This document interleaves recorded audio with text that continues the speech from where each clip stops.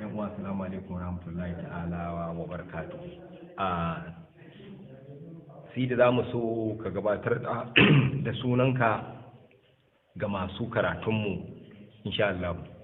So a'udhu billahi minash shaitanir rajim. Bismillahir rahmanir rahim.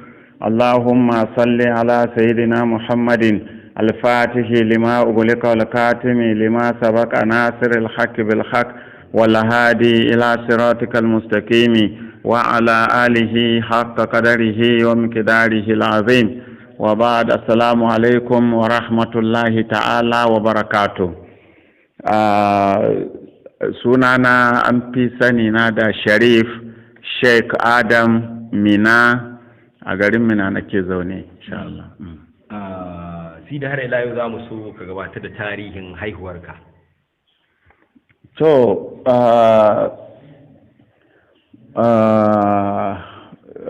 wa bihi nasta'in, tarihin aihuwa ta da farko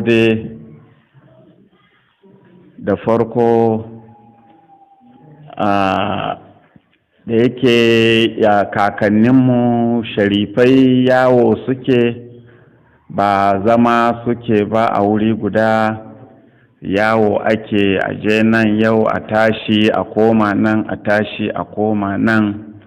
To a irin wannan yawace-yawacen an haife ni a wani ƙauye mai suna Cinkai a jihar Gongola. Daga nan aka na baro Cinkai ɗin ina yaro domin kusan a Legas aka yaye ni, mana kusan a Legas aka cire ni a bakin mama, amma aihuwa dai a Cinkai ne saboda kakanninmu sun zauna a can da yake ruwa suke ta bi haka har suka zo Cinkai ɗin suka ina ne su Garwa su Kamaru ne su ina ne Adamawa saboda daga Larabawan Fulani suka zama, to sai suka ɗan settling a nan Cinkai ɗin. To akwai shi mahaifina shine Sharif Yakubu, mahaifin shi Sharif Abubakar, to mahaifin shi kuma Sharif Muhammadul Kabir. To shi Sharif Muhammadul Kabir yana da abokin aihuwa wanda sunan shi Adamu. To Allah ya ba shi tsawon rai, ya tsufa sosai, ya daɗe a duniya don ko ɗan shi ma yayan babanmu ya samu shekara 150 da wani abu kafin ya rasu. To shi ma wancan haka ya samu shekaru masu yawa, ya daɗe. To sanda aka auro mahaifiyata, to tana yarinya lokacin, sai zamanto tana tsoron shi saboda yawan tsufan shi haka yana ba ta tsoro. To da ya kuma gidan da yake daban ne da gidan da ‘ya'yansa da jikokinsa suke, don shi mahaifinmu kamar jika yake a gurin shi. Kaga ya daɗe. To in ya shigo gida sai ita mahaifiyata sai ta gudu ta ɓoye, musamman sai ta shige cikin gidan sauro irin na daɗin nan wanda ake yi na zani mara huji-huji, sai ta gudu ta shiga ta ɓoye, sai ta daina jin muryansa a gida sannan ta fito. To ashe dattijon yana lura da abin da take yi. Wata rana ya shigo haka sai ta ruga a guje ta je ta shiga ɗaki ta ɓoye a cikin gidan sauro. Sai ya bi ta, ya je ya kama ƙofan ɗaki haka ya riƙe, sai ya ce, amarya ni kike gudu? Ai ma ki daina guduna, don idan na tafi zan dawo kuma a jikinki zan fito. To irin dai ya wuce abin shi, to ana nan da ya zo rasuwa sai tara mutanen gida gaba ɗaya, ya ce to lokaci ya yi zan tafi, amma fa idan na tafi zan sake dawowa. don haka ku rinka lura a zuriyata duk ɗan da za a haifa makaho to ni ne na dawo, amma kar a yi ma idanun nan magani, in ba haka ba za a lalata idanun. Abinda za a yi a samu zuma mai kyau, ɗanyen zuma da auduga a shafa masa kawai a kyale shi. To aka yi ta aihuwa dai ba a haifo yaro, ba a haifo ɗa makaho ba. To can sai aka zo aka haifo ni makaho. To irin an manta ko kuma kasan lokaci sai ka ga ba ɗauki maganan mutum ba da wani muhimmanci, musamman ana ganin tun da ya manyanta. To ko da yake yanda dai aka gaya mana, yanda iyaye suka gaya mana, mantawa aka yi, an manta da maganansa. To sai aka yi ta yawo da ni gidajen magani, aje nan har ma idanuna sun fara lalacewa lokacin. To sai wata tsohuwa ta shigo gida sai ta ganni ta ce, a yaron nan idon nan har yanzu? Sai aka ce wallahi ana magani kaman ba a yi. Sai ta ce kun manta maganan da baba yi? Ba baba ya ce ba in ya tafi zai dawo, kuma zai dawo ne a makaho ga abin da za a yi? To kaga dama manzo Allah sallallahu alaihi wasallam ya faɗa, mu sharifai ko mun mutu ba mutuwa muka yi ba, man mata minna fa laysa bi mayyitin, inji manzo Allah sallallahu alaihi wasallama.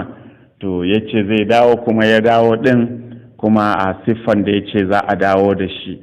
To daga nan dai aka samu zuma da audugan aka yi applying, kuma shikenan ido ya abin nan. To sai kuma aka tuna cewa kai ya kuma ce fa idan zai dawo nan zai nuna wasu alamomi. Sai aka tuna cewa ai tun da aka samu ciki na aka ga wani maciji babba a ɗakin mahaifiyata. To an zo mahaifina kuma bai kashe maciji. To da aka kirawo shi yana da hayaki da yake sawa haka a ɗaki, sai maciji, ko a gida sai maciji ya fita. To ya zo ya ɗauko hayakin ya sa, sai maciji kawai ya gyara zama. Mahaifina ya ce wannan ku kyale shi, ba maciji ba ne. To wannan macijin dai wasa-wasa tun mahaifiyata tana gudu tana tsoron shi har suka saba, kullum suna tare. In za ta kwanta, sai da ta shiga gidan sauro ta kwanta, sai ta gan shi a saman gidan sauron kawai a zube. To da ta fita haka ko zuwa kama ruwa za ta, sai ta ji shi a bayanta yana biye da ita. Da ta zo ta shiga bayi, shi sai nannaɗe a waje ɗaga kai yana jiranta. Tana fitowa zai kwanta ya bi ta su koma ɗaki. In ma kicin ne, in ma mai haka dai suka yi ta rayuwa tare, bai rabuwa da ita. To an ce dai ina faɗowa ƙasa aka rasa macijin har zuwa yau kenan. To wannan shine labarin aihuwata, insha Allah. Sidi har ila yau za mu so kai mana bayanin irin makarantu na ilimi da ka halarta kawa yanzu. To game da makarantu, na gaya maka ɗazun cewa kusan abin nan aka yaye ni. To ana yaye ni aka ɗauke ni zuwa Legas. Ƙanin mahaifina Sharu Idris, to shi ne wanda ya ɗauki renona a lokacin, ya tafi da ni Legas don shi a Legas yake. To shi yasa na yi tashin Legas. To yana Lagos, ya tafi da ni Lagos har to sai Allah ya zo ikon shi, sai aka kai ni primary school. Na yi primary school. To ina ciki a wani gari ne amma a ƙasan Yarbawa ɗin ne dai. To sai ina aji 4 ne ko aji 5 a primary school.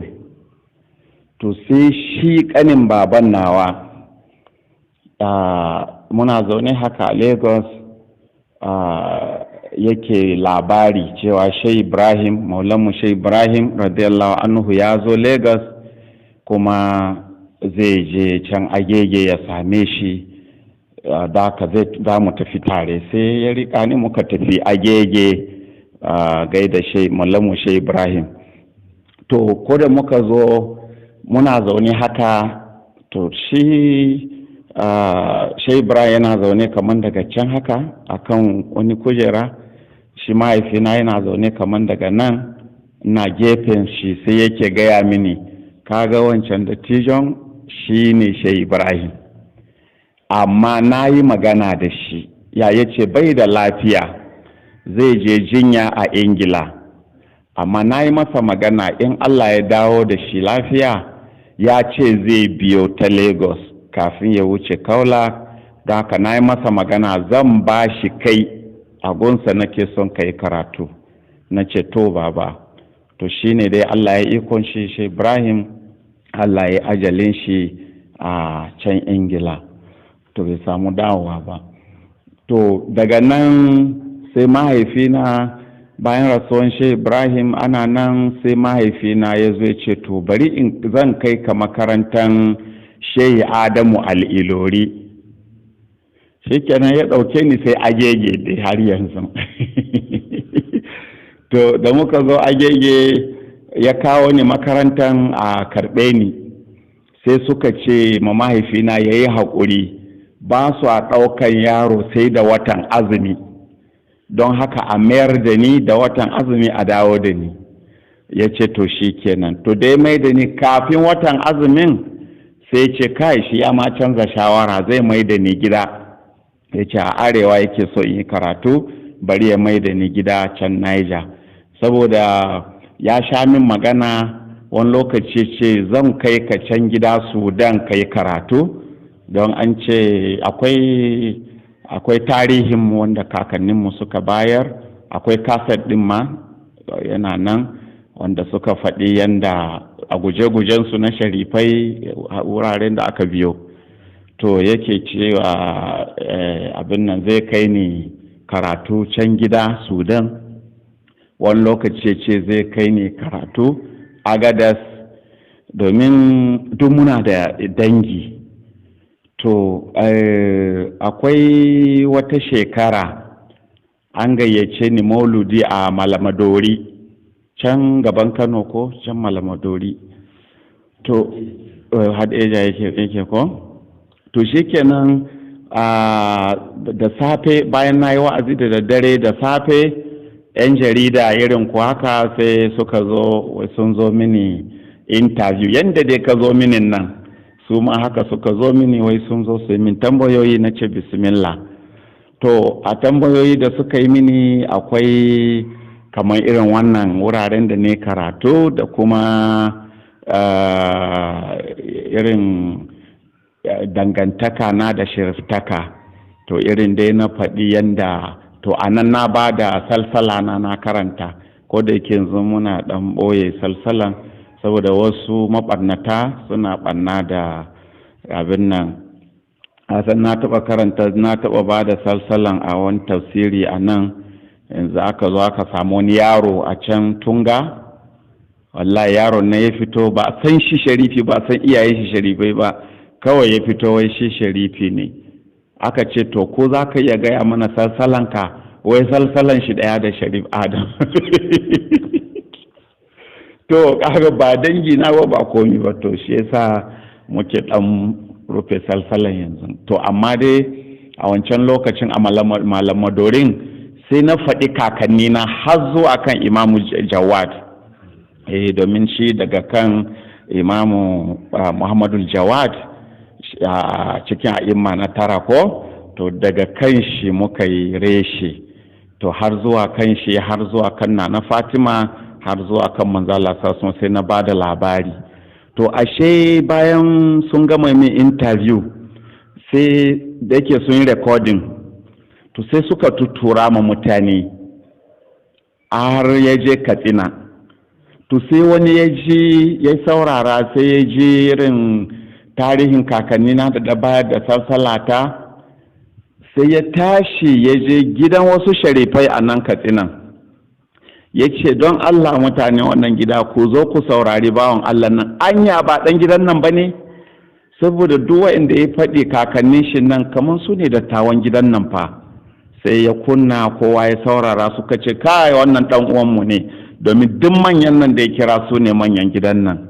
To daga nan dai suka tashi suka nemo ni, aka zo aka san juna, ni ma na je Katsinan na san su, duk kakanni na su ne kakanninsu a nan wani gidan sharifai ne a nan Katsina. To yanzu haka ba don koronan nan ba, muna shirin ma mu je Agadas, mu je mu ga mu yi ziyara, da yake su na Katsinan suna zuwa Agadas din kullum ana zumunci da sauransu. To suka ce in shirya sai mu je domin a san yan uwa. Na ce lallai mahaifina yana gaya min zai kai ni Agadas karatu can gida. To amma su larabawa ne abin su har yanzu, ka san haihuwa ke cancanza, ba shi ne ba wasu da wauta su ce wai mai kawo jikan manzalla bakin fata, me zai kawo jikan manzalla wai Najeriya?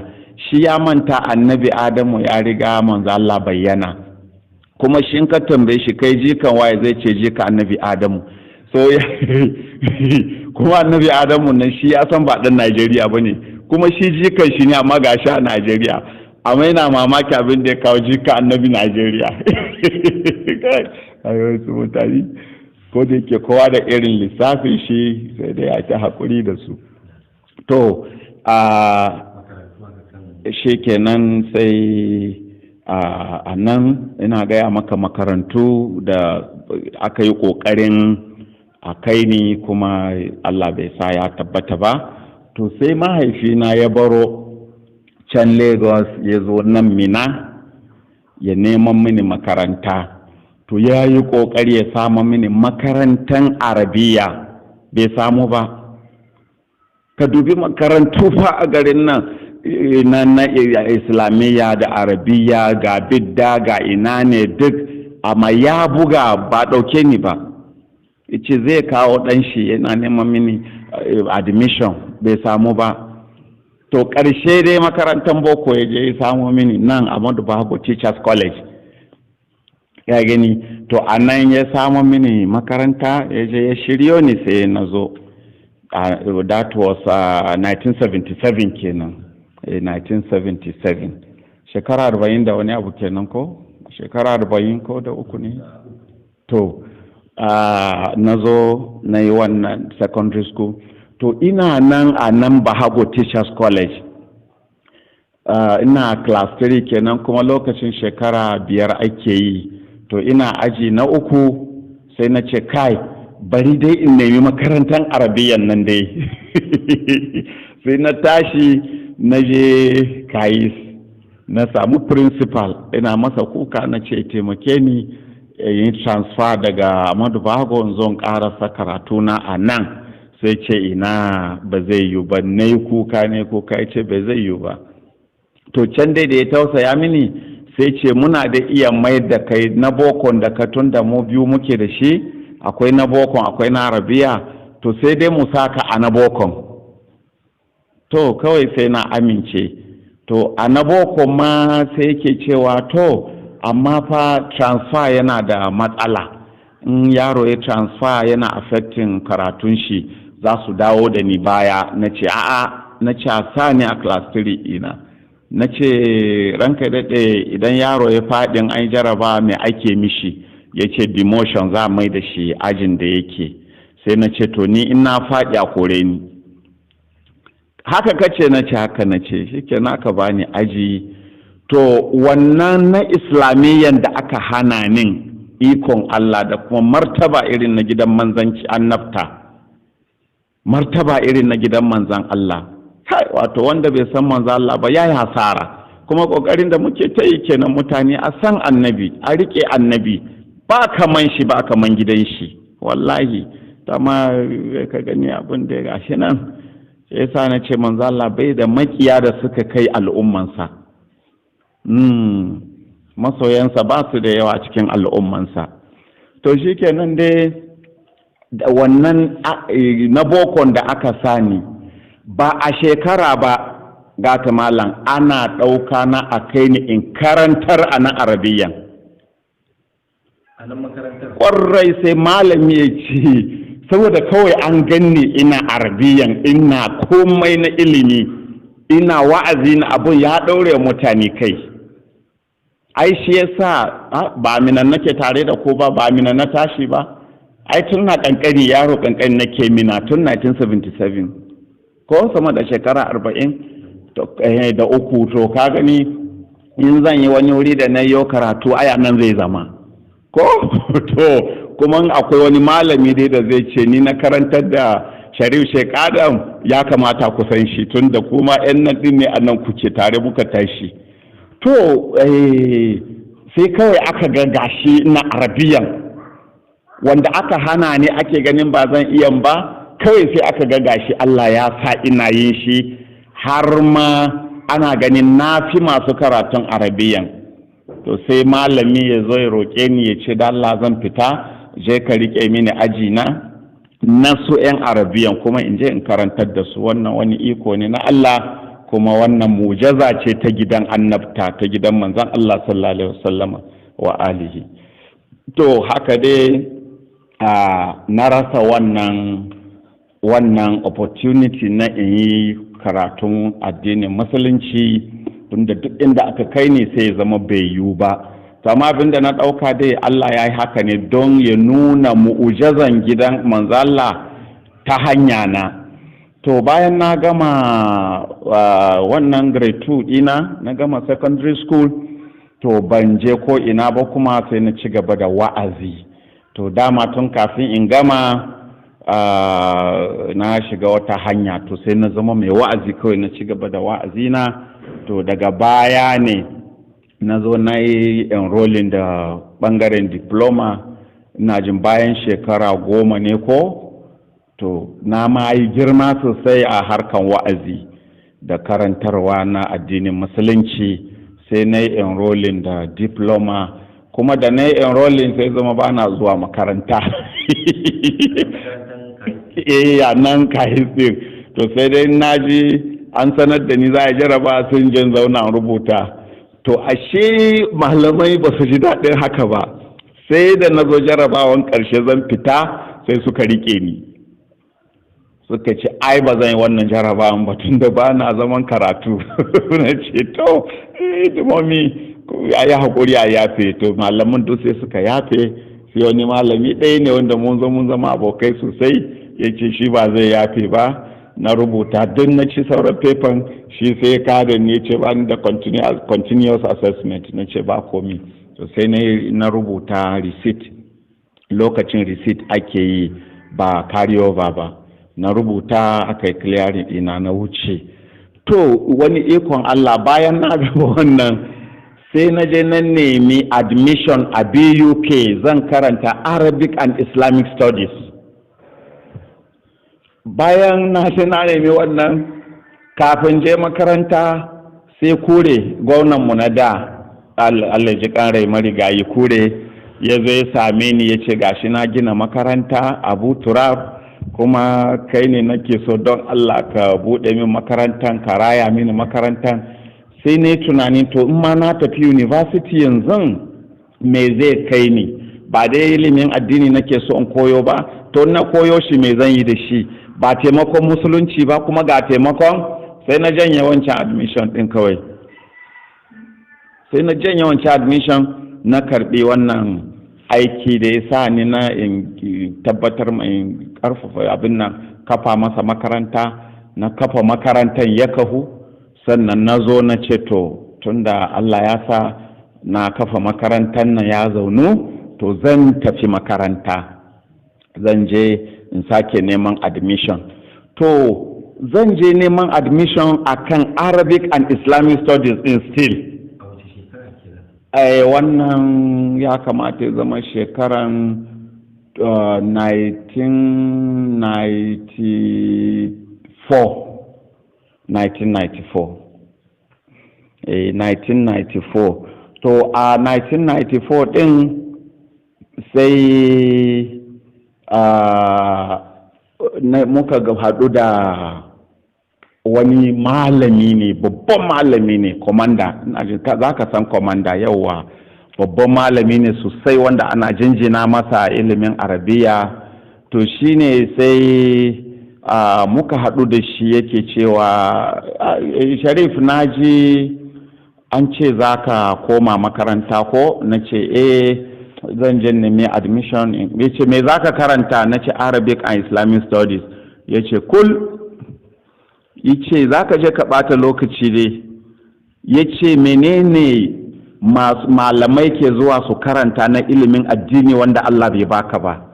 Ya ce kai da kana zaune abin ka ɗaki, Allah ya kawo ilimi ya baka, za ka je ka ɓata lokacinka wai ka je ilimin addini musulunci, je ka karanta boko. Shikenan sai na canza shawara akan zan je in nemi admission in karanta political science. Kafin in nemi admission na political science, mun zo sallah a masallacin kore din, lokacin nake ba da sallah. To akwai wani abin nan Justice Musa Dattijo, yanzu yana Supreme Court. Sai nake gaya mishi, na ce ranka daɗe ina so in je nemi admission in koma school. Ya ce me za ka karanta? Na ce political science. Ya ce kai da Allah rabu da political science, je ka karanta law. Ya bani dalilansa. To kaji abin da ya sa na je ne karatun lawyer. Wato canzin shawara ne. Justice Musa Dattijo shi bani shawara ya ce rabu da political science in je in yi law. To wannan shi ne rayuwata ta karatu. To kaga karatun addinin musulunci dai Allah ya toshe duk inda zan yi karatu. Farko Shehu Ibrahim sai ya rasu, bai yiwu ba. Wannan bai yiwu ba, Agege Shehu Adamu Alilori nan duka dai gashi nan har zuwa. Shi yasa kowa haka ya gani, kuma wannan mujaza ne na gidan annabta. Kuma mun gode ma Allah da ya halicce mu, ya yi mu sharifai jinin manzon Allah. Alhamdulillah. Har ila yau kana da yake ga yadda ka bada tarihin yadda kai ta faɗi tashi haka wajen ƙoƙarin shiga makarantu, kuma gashi Allah ya maka baiwa na ilimi. To a tarihin rayuwarka, karatu da ka samu daga iyaye ne suka rika koyar da kai a gida kafin kai ta yunkurin fita waje neman malamai koko? Sannan na biyu, menene kakan zurfafa bincike ne na littattafai da kuma mazhabobi daban-daban da ke na musulunci da kuma sanin al'amura na yau da kullum wanda shi ya haifar maka da wani ilimi din, ko yaya lamarin yake? To na farko ban yi karatu gurin iyaye na ba, domin ainihin mahaifina ya rasu 1975. Shekara ɗaya suka rasu da Maulan Mushe Ibrahim. To shi kuma baffana da nake gurin shi,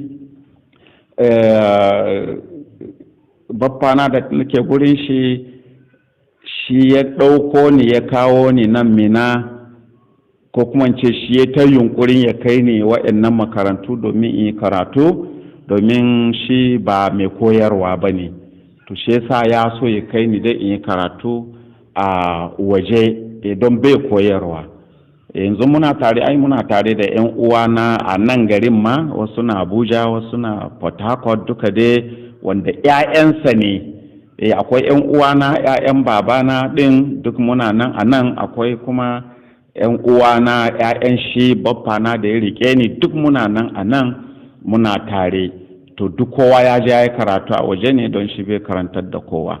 To amma dai wannan ba wai wani karatu ba ne wani ya zaunar da ni ya karantar da ni. Ko iyaye wallahi babu. Ato da ba ku sani ba? Ya kamata, ko da yake kana yi ne don wasu su je a waje, ko tun da kai ka san komi. To me yake da suna? Shi ya samu maka da wani ilmuka kana zuwa bincike. Kafin nan kaga wannan al'amari al'amari ne na idan mutum ya san girman gidan annabi, karamin abu ne a gidan manzo Allah a ga mutum ya tashi da ilimi ba wanda ya karantar da shi. Karamin abu ne in dai har an san gidan annabi. Ko jikan sai na Ali ne fa, babu madinatul ilimi, sai Allah ya kasa nuna mu'jizan gidan annabi a jikina. To sannan kuma ma a ajiye wannan duka, kila labari na yi ma wasu nisa, kila yara wanda suka taso yanzu. Ni ba ga 'ya'yana ba, ka taɓa zuwa gidana kaga ana karatu? A'a, faɗa mu shi. To ba wanda zai ce ya taɓa zuwa gidan Sharif Sheikh Adam ya ga ana karantar da yara, kuma ba ga yara na ba malamai na mamakin ilimin su. To ka gani, kuma gashi ba wani wanda na taɓa zaunar da shi a cikin su na ce zo in karantar da kai ilimi, kuma ba su zuwa gun kowa karatu. A lokacin da wannan masallacin, ai masallacin Juma'a ne ko, ka san ni na buɗe masallacin na fara limanci kaman so ɗaya so biyu haka. To kuma da yake ni mai tafiye-tafiye ne, na kira na'ibi na ce ranar Juma'a, na kira na'ibi na ce kai na'ibi tafiya ya kama ni, bismillah zo ka ba da sallah. Sai ce ai shin za ka yi na lafai. Na rasa wa zan kira, sai na kira yaro na guda. Da na kira shi ya zo ya durƙusa, na ce zan yi tafiya, ka shirya ka ba da sallan Juma'a yau. Ya ce to sidi, kuma bai taba karatu ba. To agunwa zai je yi karatu. Bai taba karatu ba. Ya ce to sidi, na yi tafiya ta, ya zo ba da sallan Juma'a, ya fito ba ya ba da sallan Juma'a. Da na dawo malamai nan gida suka same ni suka ce ko yau ka ga dama ka mutu ka bar baya. Sai ana ta mamaki yaushe ka samu daman karantar da yaron nan haka, kai da baka zama. Sai na yi dariya na ce gidan annabi ne ai. Ko to shi da ya tafi, ko sai kanin shi, sai na ce to tun daga shi wanka ya yi tafiya, kai za ka ba da sallan Juma'a. To gara shi ya ɗan yi raki ma, ya ce sidi baka karantar da mu bayi. Sai na ce ka manta ni na ce ka je ka yi. Ya ce to sidi, ya zai ba da sallah, ya yi hutuba ya ba da sallah. Malaman anguwa da na dawo suka ce kai yaron nan ya fi yaye shi ilimi. Wato jahilci ba kyau, mutane sun jahilci gidan annabi. Shi yasa kaga muka dage akan nuna ma mutane wane ne annabin nan, ko san shi, ba san matsayin shi ba. Amma an san matsayin annabi, har za a ce annabi ya yi hukunci, amma sayyidina Umar ya canza hukuncin annabi, ya canza hukuncin Allah, ya canza na annabi kuma ya tabbata. Kuma malamai ke wannan magana, in an sa annabi haka zai faru. To shi yasa kaga muka dage, kuma insha Allahu sai mun ɗaukaka gidan annabi. Wallahi tallahi da izinin Allah, da taimakon annabi, da taimakon manzon Allah, da taimakon Allah za mu ɗaukaka gidan annabi, za a san wane ne manzon Allah, don raini da ake ma annabi ya yi yawa.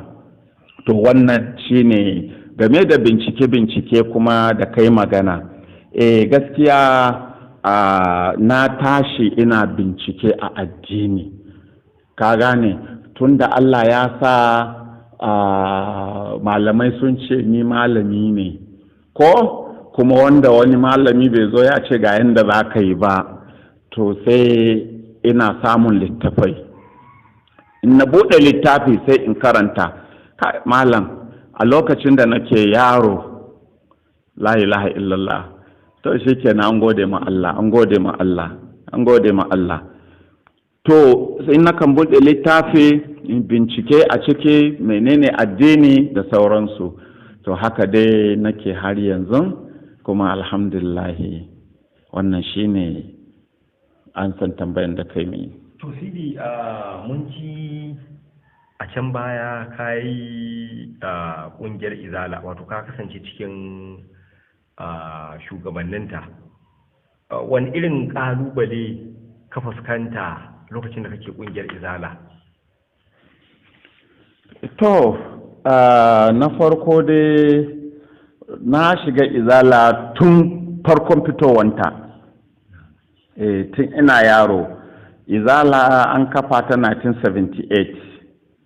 To a 1978 din nan ina cikinta, saboda abin da ya bani sha'awa da izala har na shiga, an ce kitabu wa sunna. To ka gani an ce ƙur'ani da sunna za a yi aiki da shi, wannan sai ya bani sha'awa. To sai na shiga, kuma ina shiga izala mai wa'azi na zama. To ina ruwan gidan annabi. Ina shiga izala, ba ga 'yan izalan ba na minan nan suna labari, ko ba sun yi wa'azi ba a nan Darussalam suke bayani cewa su sun ganni ne kawai a malami na, ba su san da ne karatu ba, kuma shi yasa suka jawo ni kaza amma daga baya na zo na yi butulci na bar izala kaza. To kaga ina shiga izala na kama wa'azi. Dama ni ai an san ni da kawai na taso ne, ni kai na ban san yadda aka yi ba, na ganni ne ina wa'azi, ba zan gaya maka ga yadda aka yi ba, kawai na ganni ne ina wa'azi. So ma izalan a lokacin gani yaro karami, amma sun ganni ne ina wa'azi, ba shi yasa ba gumi ya so ni fiye da yadda kake zato. Habba Mala Bakar Gumi, ba wannan yaron ba fa, Gumi babba yawa mahaifin Dr. Ahmad, Gumin na sosai din ya so ni, kuma abin da ya sa ya so ni, kullum da ya kalle ni, yaron ga yaushe wanga ilimi. Wato yana rena shekaru na, kuma sai ga yaushe wannan ilimin. To wannan ya sa ya so ni, ko lokacin da nake shugaban majalisar malamai, kai Gumi ya mutunta ni sosai. Ba zan koma ɗauko maka labarin. To shikenan na shiga izala ina wa'azi. To a 1982 izala na da shekara 4 a duniya kenan ko, sai aka yi doka, sarkin Mina, Allah ya ƙara masa rahama, Allah ya ƙara masa martaba aljanna, sarkin Mina Alhaji Ahmadu Bahago, ya yi doka baya son wa'azin izala a garin shi. To duk waɗanda aka sani malaman izala a lokacin, duk kowa ya koma ya kwanta. Ni kadai ne Allah ya sa na taso na ce a'a, Allah ya ce waltakum minkum ummatun, ya kasan abinka da yaro, waltakum minkum ummatun yad'una ila alkhairi zuwa ƙarshe, sannan a samu wani sarki ya ce ba za a yi wa'azin nan ba, ai sai dai an za raba ni da raina. Saboda ni a lokacin da nake yaro, kun dai san ni ai, kai kana yi ne kawai don mutane. Sanda nake yaro ni ban san tsoro na cikin halittun Allah ba, ban san Allah ya yi tsoro ba, ban san abin da ake kira tsoro ba sanda nake yaro. amma yanzu ina da tsoro saboda wannan yaran. To shi kenan dai na kama wa'azi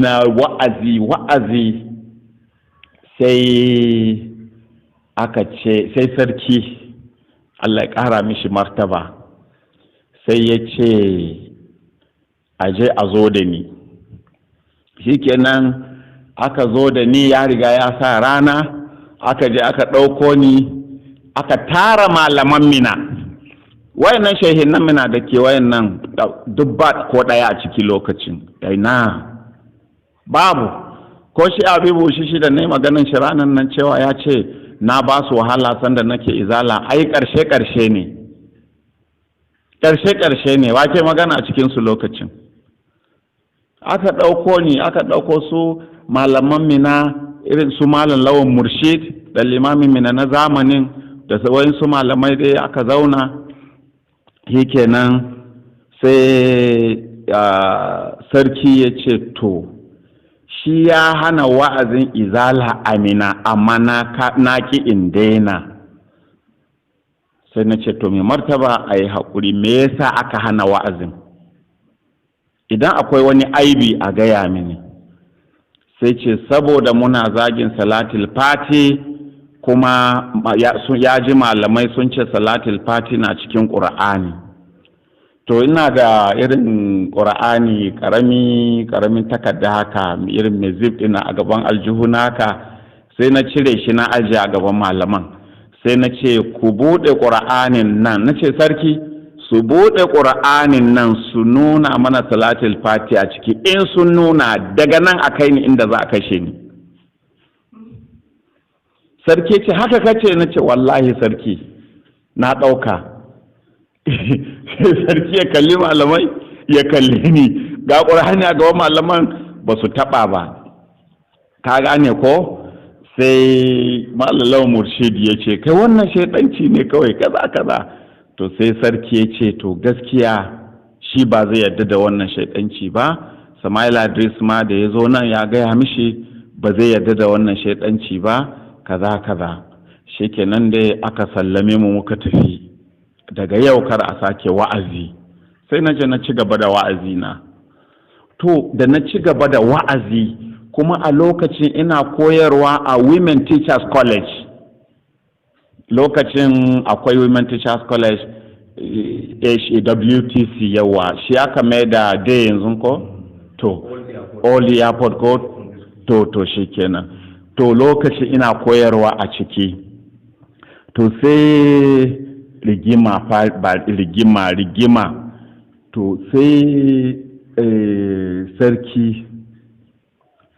sarki ya ce za a kore ni daga Mina. Sai yan ce a kore ni saboda me? To ina zaune kawai wata rana a kofan gidana, lokaci ina Tunga, ina haya a wani gida haka a Tunga as a teacher.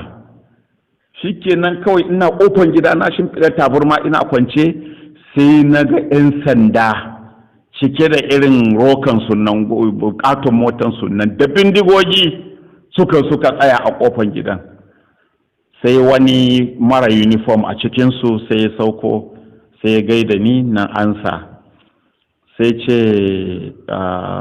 dalla suna tambayan mai wancan ɗakin. Sai na ce aini ne. Sai ce ba kai ba ne. Na ce to wani ɗakin a ciki, irin ɗakuna a jere haka ɗin nan. Sai ce wannan ɗakin. Na ce to in dai wannan ɗakin ne ni ne ai. Ya ce kai ake ce ma Sheikh Adam? Kafin tun ina yaro ake ce mini Sheikh Adam. Kai ne Sheikh Adam? Na ce ni ne. Sai ce a'a, to amma labarin da muka samu kuma ya saba da yanda muka ganka. Na ce to ni ban san labarin da aka baku ba. Sai ce sunana Inspector Ibrahim, an ba mu labari ne a kanka, amma dalla za ka yi mana, muna so mu yi cajin ɗakinka. Na ce bismillah. Kawai na buɗe musu ƙofa na dawo na kwanta bina akan taburma. Suka shiga ciki ba su ga komai ba, daga taburman kwanciya gani sai dai buta da irin wannan abubuwa. Sai suka fito suka ce kana da wani gida banda nan? Na ce ba, na zan yi wani gida, wannan ma haya nake yi. Sai suka ce to abinda suke so don Allah in reporting a Paikoro police station gobe da safe. Wato kalubale ka tambayi ni aiko da na gamu da shi a Izala. To suna so su gani a Paikoro police station gobe da safe. Na ce to babu laifi. Karfe na suka ce karfe 8. Na ce to gani nan zuwa. Da safen na je na same su, aka bani biro da takarda ne ta rubutu. Na rubuta statement me ya haɗa ka da sarkin Mina, me kaza kaza dai duk na rubuta. To shikenan daga nan sai su 'yan sanda suka sallame ni, amma suka ce in rinka zuwa ina reporting a police station ana gani na don a tabbatar ban gudu ba. Na ce aha. Shikenan sai ana cikin haka sai wannan sarkin Mina to sai ya dage dai akan zai kore ni a Mina. Sai aka ce ana nema na a ofishin dagaci. Shikenan na je ofishin dagaci, aka ce to gaskiya muna ganin kai ba ma ɗan Najeriya ba ne, kai kama da mutanen Chadi na ce to saboda haka za a mai da kai Chadi na ce to ban ki ba yi muje, amma ina tabbatar muku in mun isa Chadi gidan ubana za ku kai ni a Chadi, in kuwa kun rasa gidan ubana tare za mu dawo. Allah akbar, ce abin da kuruciya kenan. Shi kenan to a ƙarshe dai ana cikin haka za a kore ni a Najeriya ne, a Mina ne, ina ne, sai aka yi ma Shagari juyin mulki. Don lokacin mulkin Shagari ne muke ta wannan. Sai su Buhari aka yi juyin mulki. Buhari ya zama shugaban ƙasa na soja can zamanin soja. To da Buhari ya zama shugaban ƙasa sai ya aiko da gwamna David Mark, wanda ake cewa a zamanin duk gononin Najeriya ba mai zafin shi ko, to shi aka turo mana nan Niger. To shi kenan, to sai manya suka kai ƙara na gurin shi a lokacin. To kuma ni an riga an min transfer daga WTC zuwa wani teachers college can Gurmana, tsallaken ruwa, can dajin Gurmana can aka tura ni. Sai kenan na tafi kuma. To ina zaune a bakin ruwa haka da yake suna da ruwa, ina zaune a bakin ruwa kan yashi, sai na ga wasu 'yan sanda haka sun yi fakin mota a tsallake, sun shigo jirgi, sun zo sun bi gefe na haka sun shiga cikin gari, suka sake wuce suka bi gefe na suka koma, ashe guri na suka zo.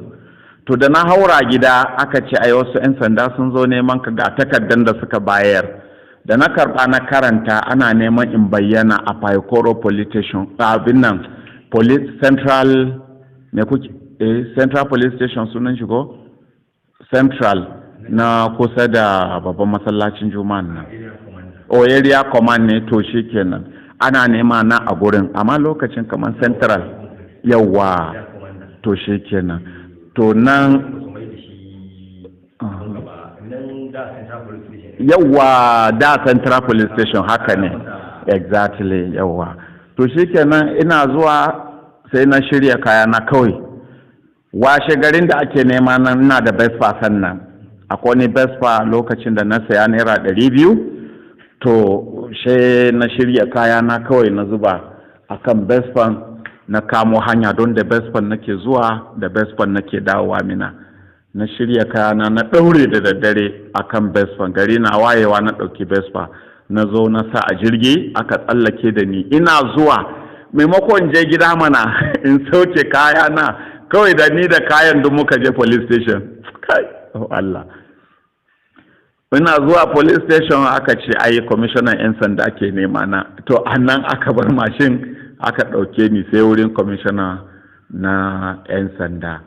To muka je aka sani a wani ɗaki aka dinga, ina da gashi da yawa lokacin ina matashi, ina da gashi. To sai aka dinga sa hannu ana tono gashi na a buɗe haka sai an ga fatan kaina. Na ce me kuke nema? Wayan ce 'yan mai tatsini na da wani zane da ake gane su da shi. Ka san mutane sun ya ɓata mutum suna duk sanda ka saba ma ra'ayinsu. Me yasa ka gani muna ganin laifin 'yan izala gashi har wasu 'yan ɗariƙan da ka fara maganan gidan annabi shikenan ka zama ɗan shi'a saboda bala'in rashin adalci. Allah dai yaye musu wannan musiba. To shikenan aka kai daga nan sai aka ce we are sorry, governor ya ba da order a rike ni, wai gwamna ne ba da order a kamo ni. David Mark, wai amma abinda suka bincika dai ba su samu da ni ba, amma kuma order ne daga governor, da haka sai in yi haƙuri, sai aka kai ni aka rufe a Paikoro Police Station cikin wasu 'yan fashi da makami ma. Lokacin idan ana kama 'yan fashi ana harbe su a cikin jama'a din nan. To aka jefa ni cikin su dai, daga baya aka zo aka cire ni aka yi min sel na musamman na daban. Na ga abubuwa a kan izala, don ni ka gani duk addini da na kama zan yi ba na wasa a ciki, don shi ne lahira na ai, ba a wasa da lahira. Duk abin da na yarda da shi ni ban wasa da shi. amma ka ga mutum wai shi dan dariƙa ya kama shirme kawai wai shi yana kare wani shehin shi ko da yayi ba daidai ba. Allah dai yaye musu wallahi. To shikenan muna ciki abu da yayi girma. Ranan Lahadin Litinin gwamna ya ce a zo da ni. To an zo da wasu biyu ma daga bidda haka.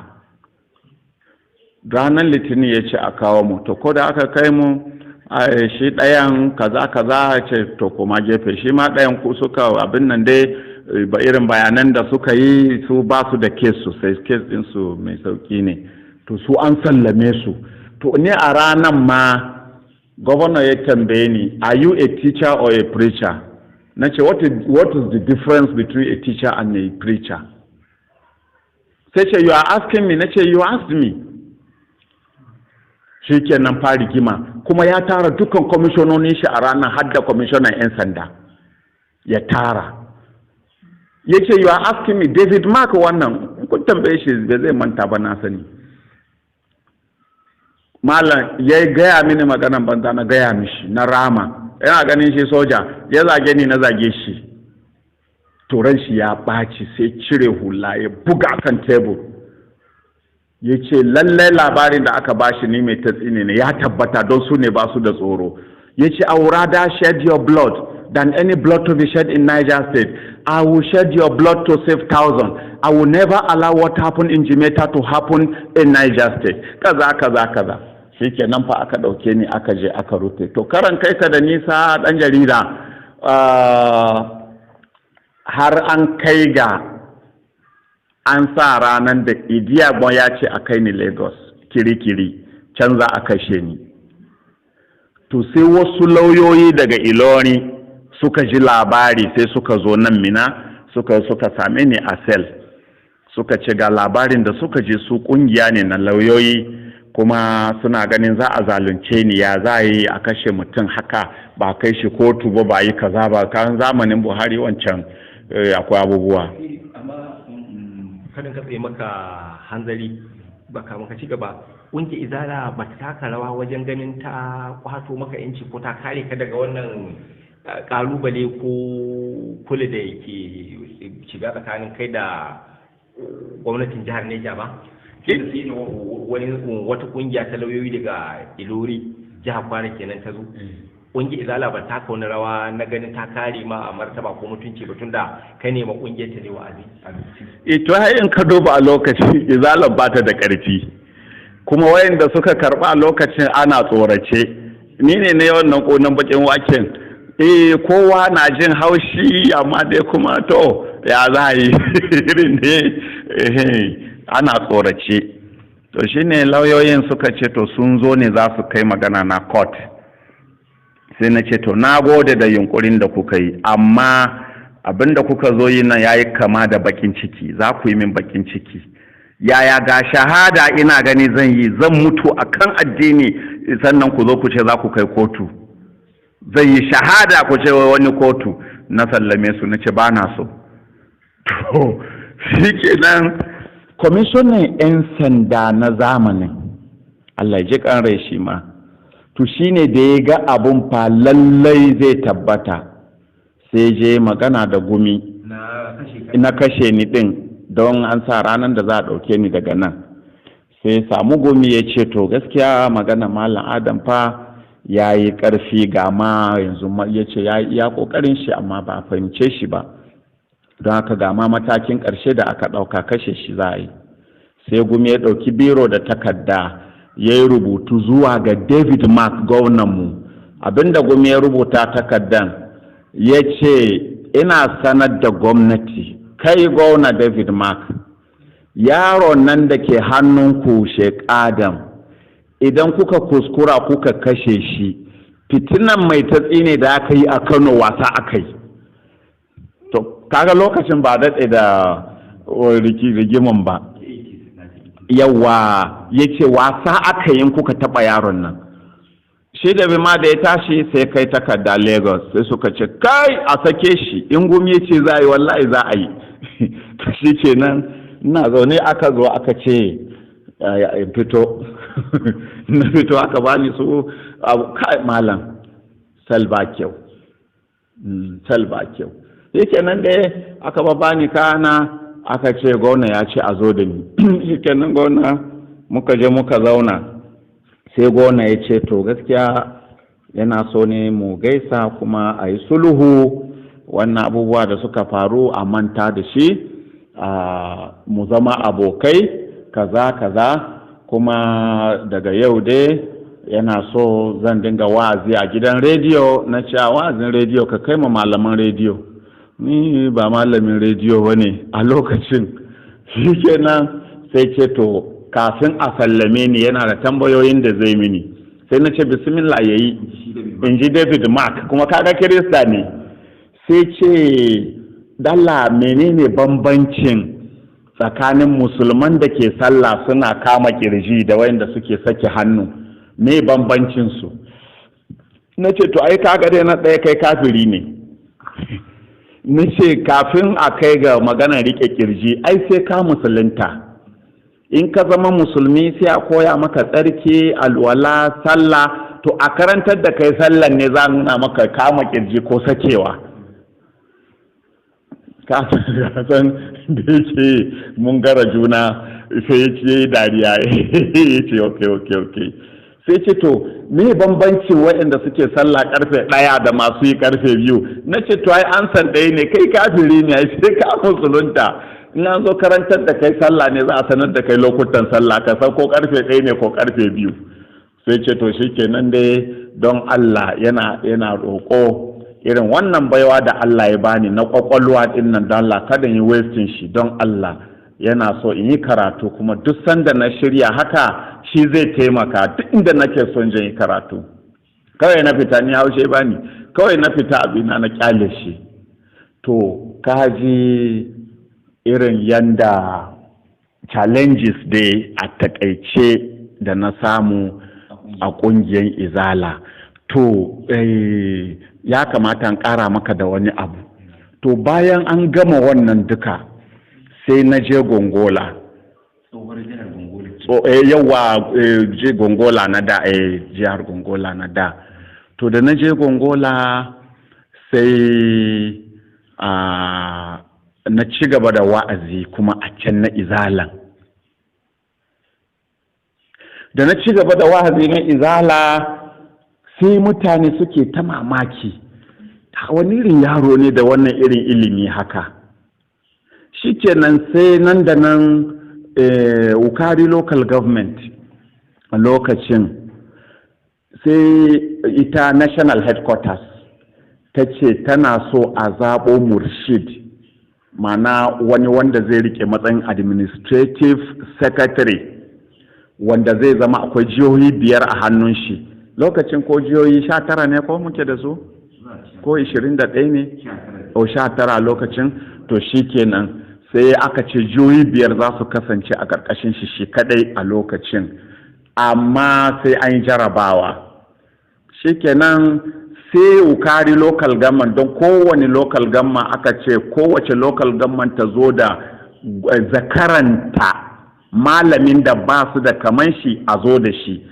to a tsakanin malaman ne za a fi da mutum ɗaya to ni sai Wukari local government ta tsaye da ni kuma ga ni ɗan yaro lokacin shikenan aka zo aka taro a Numun domin Alhaji Sa'idu shugaban Izala na Gongola state a Numun yake da aka taro a Numun su Balalau ɗin nan su Balalau duka sun jejje ko yawa an ce shine shugaban kungiyar Izala na Najeriya ko na yanzu to duk sun je shikenan aka fara yi ma malamai interview ana tambayan su ana musu tambayoyi suna ba da ansa ana tambaya dai cikin addinin musulunci suna bayani to aka ce Wukari local government ga manyan malamai cikin manyan rauna ni kuma ban ma da kayan kirki ɗan riga ne haka dai a jikina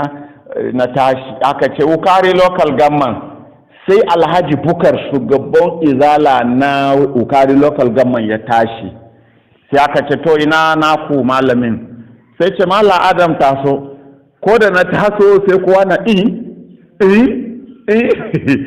sai Alhaji Sa'idu shi shugaba ya ce Alhaji Bukar baka ji saƙonmu ba ne, malami muka ce a zo mana da shayi, ka je ka zo mana da wannan yaro mai zai ce.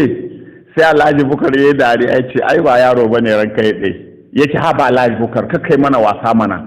Ya ce to ba tambaye ake ba a yi mishi mana. Shi kenan fa da aka fara mini tambaya da na fara bayani na farko da muka shiga Ƙur'ani. Da dama lokacin duk na daɗe da haddace Ƙur'ani, ka san ni a wata 8 na haddace Ƙur'ani, shekara 1 na ɗiba ma kaina ma wata 8 Allah ya sa na kammala Ƙur'ani tun a lokacin. To shi kenan da na fara bayani a cikin Ƙur'ani aka fito hadisai aka fara min tambayoyi na fara bayani. Allah sai da ce kai ashe ba yaro bane. Alhaji Bukar yayi dariya. To a ƙarshe dai da su balalau ɗin da kowa ni na zo na ɗaya. To sai aka bani wannan matsayi na administrative secretary a office ɗina na Numu a lokacin. Daga baya aka mai da office na Jimeta Yola. To ina zaune a nan Jimeta Yola lokacin da kuma an yi rikicin mai tatsi ne na Jimeta sabo kenan. To office ɗina na cikin office 'yan sanda CID. Sun yi amfani da ofis ɗina, na taimaka musu sosai gurin binciko menene ya faru game da wayannan mai tatsi ne. To shi yasa ka gani ni duk wannan a ce ƙungiya kaza addini kaza da wuya ka tambaye ni akan wata ƙungiya ban maka bayanin ta ba, saboda ni ba na sukan mutane ba tare da na san me suke yi ba. To yanzu mai tatsi ne nan in ka tambaye ni zan yi maka bayanin aƙidansu sosai. Don ni in na je cikin su ma ce a'a annabi Adamu ka shigo, sai ce annabi Adamu kuma ce to gaya mana aikin shi annabi Adamu ba wazi bane, in ce wazi ne. To kai me aikin ka? In ce wazi. To kai Allahu akbar. To shikenan a ƙarshe dai aka yi wannan. To bayan wannan an gama shi sai mutanen Niger, Izala, 'yan Izalan Niger na jihohi a can biyar a can to yawa. To kuma a lokacin ina kwana 2 a jihar Gongola, kwana 2 a Benue State, kwana 2 a Plateau State. Duk ni kadai haka nake ta rarrabawa, haka nake rabawa, yawo nake in je nan karanta, je nan karanta, je nan. To shi yasa ka gani duk inda aka ga izala yayi tsauri bai shiga ba sai a tura ni. Ai ni na karfafa izala, ni na kai izala Niger. Ai kaga Maradi sun dade a izala su, amma kaga Yamai ta ina ba su yadda ba da izala. Zabarma wannan an ta fama da su. To ni aka tura sai da naje na zauna a Niger, naje na zauna a Yamai, na ta yatsa izala sannan na dawo Najeriya.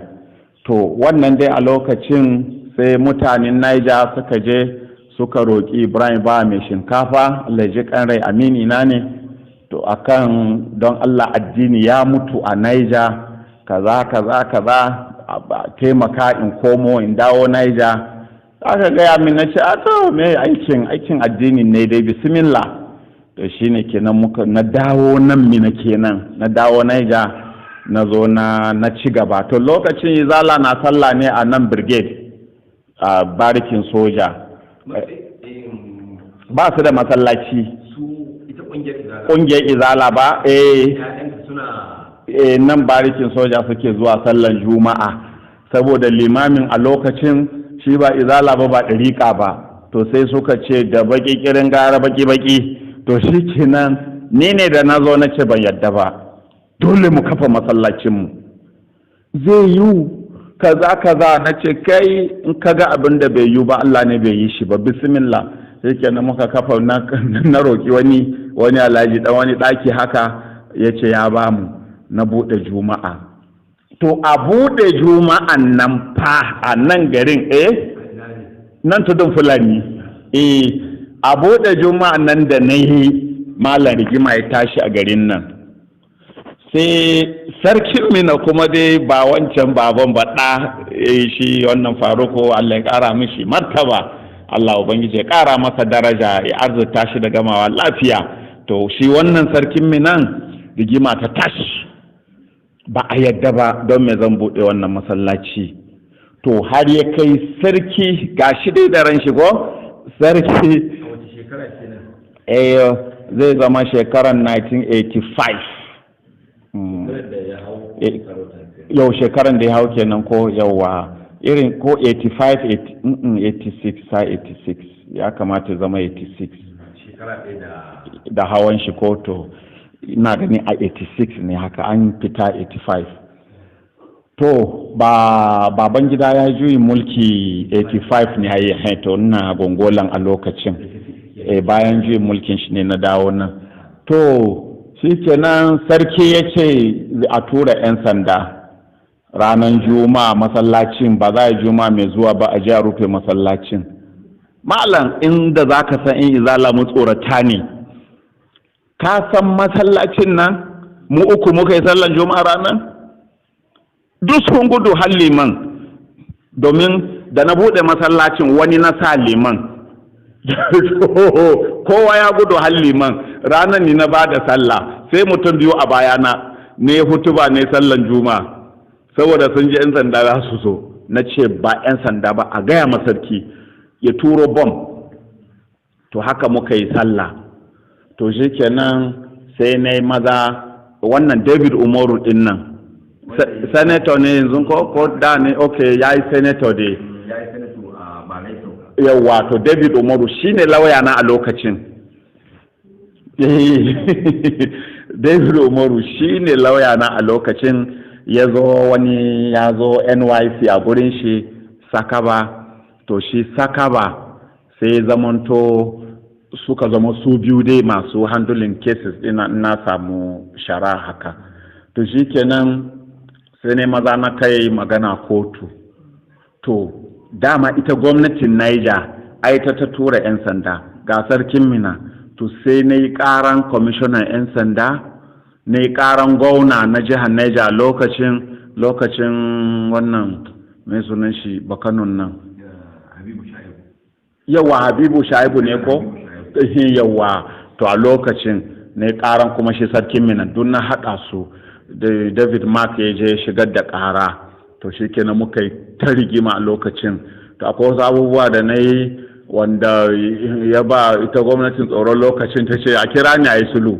To shi kenan aka zo aka dai yi sulhu aka bar mana masallacinmu. Don ana cikin shari'an na sa aka rusa ƙaramin masallacin muka mai da shi babban masallaci da kake gani yanzu a tudun Fulani. To wannan dai muka gama wannan su ne gwagwarmayan da na samu a izala. Shi yasa yanzu kaga shi sarki yana so na sosai. Baka ga masallacin Kampala ba, masallacin Juma'a na Kampala ya ce ni ne zai yi limamin Juma'a wurin. na ce sarki ban iya limancin Juma'a. Ya ce ai kai za ka yi. na ce to me mata ba, na je na yi Juma'a 3 na sa wani saboda ban iya limanci. To yana so na sosai da yanzu. To abubuwan da aka kaice da in yanke abubuwan da suka faru kenan. To amma waɗannan su ne gwagwarmaya haka, ka gane. To muna cikin wannan halin sai na fara tunanin me yasa 'yan ɗariƙa ba su fahimtar mu ne. Lokacin kana izala? Na izalan sai na ga me yasa 'yan ɗariƙa ba su fahimtar mu ne. Sai na yi tunani a kai, sai na ga to inda muke da aibi kafurta su da muke yi. Bai yiwa ka kafurta mutum kuma ka nemi wai zo kusa da kai ya ji jawabinka. Shikenan to lokacin kuma ina daga cikin National Executive Council na Izala na Najeriya gaba ɗaya. Kuma ni ne shugaban majalisar malamai na Niger State kuma a lokacin. To an je taro a National sai na ba da shawara. Na ce to gaskiya ya kamata mu zama kamar malaman makaranta. Shi malamin makaranta idan ya yi applying wannan method ɗalibai ba su gane ba sai canza method don su gane. Na ce tun da mun ce mayan ɗariƙan nan kafurai amma sun kasa fahimtar mu, to me zai hana yanzu mu ce musulmai ne su, mu yadda da musuluncin su mana? In muka yi haka za su saurare mu sai su fahimce mu. Nan da nan malamai suka tashi suka ce ni ma na zama kafiri, suka ce ai ridan bi kufurun ridan bi kufurun, aka yi na ce to daga lokacin wannan shine genesis na rigima na da izala. Ina cikin ta amma muka yi ta rigima saboda ba na son mutum ya kauce ma abin da ya yarda da shi. To shikenan muna cikin haka sai rigima sai yakin Saddam ya zo na 1991 din nan Bush babba. Shikenan ƙungiyar izala ina cikin masu wa'azi na ƙasa gaba ɗaya. To ƙungiyar izala sai ta ce mun yi wa'azi mu la'ance Saddam, mu yi ma Bush addu'a Allah ya bashi nasara akan Iraki. To ni in an sa ni sai wa'azi na an sauko. Maladan wakarin ce a bai yiwa, na ce wannan baki nawa ba zai makafiri addu'a kan musulmi ba. Ba zan taɓa haka ba. Na ce kuma Iraƙin nan fa ƙasan musulunci, kuma waliyan Allah na kwanciya Iraki. Na ce kun san Sayyidina Ali na kwanciya Iraki tun ma ina izalan. Me yasa kaga da na bar izala?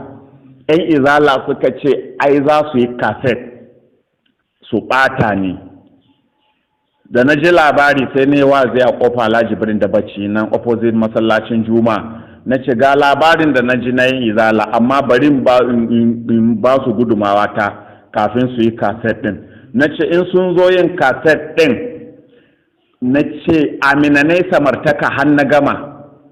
Na ce idan sun taba gani na tsaye da budurwa muna magana su faɗa kaset din. Na ce da aka gudumawa na kenan. Sun yi kaset din ina. To a lokacin hakan nake. To kaga tsakaninmu ne ba zan masa dam addu'a ba zan nace saboda Iraki Sayyidina Ali fa na kwanci a Iraki fa. Nace kun san Sayyidina Husaini na kwanci a Iraki, kun san manyan waliyan nan na kwance a nan Iraki, ana ta ruwan bama-bamai a kansu, kuma ne addu'a Allah ya ba kafiran da ke ruwan bama-bamai a kansu nasara. Na ce bakina ba zai wannan addu'an ba. To nan ne rigima fa Sama'ila Idris sai ce a zo da ni. Nan aka shirya muka tafi Jos. Muna zuwa Sama'ila Idris ya ce Malam Adamu naji an ce kana goyon bayan Saddam Hussein. Na ce gaskiya malam ni ba goyon bayan Saddam nake ba, ina goyon bayan gaskiya ne. Ya ce to menene gaskiya a ciki? Na ce to rigiman nan da tsakanin musulmi da musulmi ne, me ya kawo kafirai ciki? Na ce Kuwait musulma ce, Saudiya musulma ce, Iraki musulma ce, ina ruwan Amerika. Sai ce to Allah bai ce dole sai musulmi ne zai kare musulmi ba, walau la daf'ullahi nasa ba'dahum bi ba'din la fasadatil ardu, wa sai na ce to naji akramakallah. Na ce amma kuma abinda Allah ya gaya mana ya ce mu musulmi wa in ta'ifatani minal mu'minina qatatalu fa aslihu bainahuma, in an samu bangaren musulmi biyu sun samu rigima ku sulhunta tsakaninsu. Sai ce to ai an yi kokarin a yi sulhu, Saddam ya ki yarda da sulhu. Na ce nan ma Allah bai shiru bai, fa in bagat ihdahuma alal ukhra fa qatilul lati tabghi hatta tafi'a ila amrillah. Idan ɗaya ta yi tawaye ta ki yarda da sulhu, ku taru ku yaƙi wanda ta ki yarda da sulhu har ta karkato zuwa ga umarnin Allah. Sai ce to ai ba mu da ƙarfin da za mu yaƙi Saddam Hussein. Na ce to mallam tarihi zai maimaita kanshi kenan. Na ce akaramakallahu baka tuna ba mutanen annabi Musa da Allah ya ce annabi Musa ya gaya musu su je su yaƙi wasu mutane, suka ce inna fi haka man jabarina, ƙarshe ma suka ce annabi Musa ya je da shi da Allah su yi yaƙin, su suna nan zaune. Na ce yanzu abinda za mu gaya ma Allah kenan, ya ce mu yaƙi Saddam, mu ce ba mu da ƙarfin yaƙan shi yanda mutanen annabi Musa suka gaya ma annabi Musa. Sai ce malam Adamu ba ka son gaskiya. To shikenan anan aka ƙare. To kaji rigima kenan fa da muka yi ta wannan rikicin har dai na zo na sallame su. To kafin in sallame su irin dai ana neman yadda za a ɓata mini kai a samu abin da za a ci mini mutunci da shi. Ina zaune aka ce an haɗa wani taro a Tunga. Kana da mabiya waɗanda suke irin wannan ra'ayi na kan da kana sosai suka bi kan cewa ba za ka yi wa Amerika addu'a don ta samu nasara akan Iraki ba. Kana da kamar mabiya a kungiyar izala din wanda ta bi wannan ra'ayin na sosai, ina da mabiya sosai ma. Me yasa da na bar izalan kaga da yawa su ma suka yage suka biyo ni. To sai aka ce ana taro a Tunga, ana son gani na, ashe sun gayyaci malamai manya-manya nasu na jihar Niger duka sun taru. Ina zuwa na ga taro, aka ce zauna na zauna. Shikenan har izala ba su da kunya. Ni ne fa shugaban malamai na jihar Niger. Ko da ke yan ɗariƙa ma yawanci ba duka ba dai, amma yawanci su ma duk abin ya zama Allah ya sauka. To shikenan dai sai na zauna. Wani malam Abdullahi Sahorani dattijo ne shi. To shi aka ba nauyin yayi magana da ni. Ce to malam Adamu mun san kai ne shugaban majalisar malamai, kai ne kaza kaza, amma muna tumanka da wasu abubuwa, shi yasa muka gayyato ka nan wannan zaman. Na ce bismillah. Suka ce akwai abin da ake tumanka da shi. Alhaji Ismaila mai taba ya fitar da zakka naira 300, tiliyon naira kenan ko, ya fitar da zakka naira 300 kuma ya baka, amma ka je ka cinye kai kaɗai baka ba kowa ba. Sai na ce wannan shine zargin, aka ce kwarai kuwa. Sai Malam Abdullahi babban Sahorami ya ce to ko za ka kare kanka? Na ce kwarai. Sai na ce Malam Idris ya ce akaramakallahu. Na ce tashi tsaye. Sai ya tashi. Na ce yi musu bayanin 300 nan da suke magana a kai. Malam Idris a nan garin. Sai Malam Idris ya ce to shi dai na zo masa da naira 300, na ce zakka ce Alhaji Sama'ila mai taba ya fitar, kuma sai na danka mishi 300, na ce shi ya cire naira 100 ya ba wani naira 100 ya ba wani naira 100, kuma shi ya yi yanda na faɗa. Ya ce in ba yau ba ma shi bai san 300 ba ne, ya ɗauka kuɗin da yawa, na dai cire 300 ne na bashi ya raba su raba. Ashe ma kuɗin 300 ne, kuma na bayar duka gaba ɗaya, ko naira 1 ban cire ba a ciki. Malam Abdullahi Sahorami ya kama kuka, ya ce kai mun zalunci bawan Allah nan, mun zalunci bawan Allah nan. Ya kama kuka ya tashi ya fita, ne ma na fita na dawo abina gida. To kaga dai irin gwagwarmaya da na samu a izala kafin in zo in fita gaba ɗaya. To ba don lokaci ba, na so maka bayanin abubuwan da kuma ni Allah ya nuna mini wanda ya karfafa ma na fita izala gaba ɗaya. Na ga kai ba hanya ba ce. Kaɗan daga cikinsu. To ko wata rana? Na'am, insha Allah. Insha Allah, saboda lokaci har ila yau CD za mu so ka gaya mana kuma irin ƙalubale ko matsalolin da ka fuskanta da ka dawo ƙungiyar ɗariƙa, da ka dawo bin hanya ta ɗariƙa, wato ɗariƙar sufaye ta ɗariƙar tijaniya kenan. Ko me ka fuskanta a ɗariƙa? To bayan na bar ƙungiyar izala, a gaskiya ban shigo ɗariƙa ba kai tsaye. Na tsaya tukun ina ta kiran mutane, ina nuna musu illan da ke cikin izala. To daga baya sai na zo na shiga ɗariƙa. To kuma ni a matsayina na sharifi sai na ƙi zuwa gun kowane shehi in karɓi ɗariƙa, sai gun Sidi Attahir wato sharifi ɗan uwana. Sai na je na same shi ya bani ɗariƙa, gurin shi na an shi ɗariƙa. Sakkwato, amma ya rasu da daɗewa, ya daɗe da rasuwa. Sidi Attahiru Sakkwato, ka san shi ma ya yi izalan, su ne suka ta abin na izala, ya zo bari ya dawo ɗariƙa ya rasu. To amin amin. To hannun shi na an shi ɗariƙa. To bayan na an shi ɗariƙa sai Malam Abubakar Tureta na Kaduna sai ya kira ne wata rana ya ce, Sheikh Adam, na ce akaramakallahu, ya ce ka bar izala, na ce na bar izala, ka dawo ɗariƙa, na ce na dawo ɗariƙa. Ya ce to ga nasiha. Ya ce ɗariƙar da ka dawo ya yi kyau. Ya ce amma abin da zan gaya maka, ɗariƙan nan fa ba kamar ‘yan ɗariƙa ba kamar ‘yan izala ba ne. Ya ce himman da Allah ya baka a izala ka zo ka yi amfani da shi a ɗariƙa, sannan duk abin da ‘yan ɗariƙan za su yi ka kau da kai dai ka yi ma ɗariƙan aiki, don in ka biye ma ‘yan ɗariƙa ba za ka yi ma ɗariƙa aiki ba. Na ce ko akaramakallahu? Ya ce sosai. Shikenan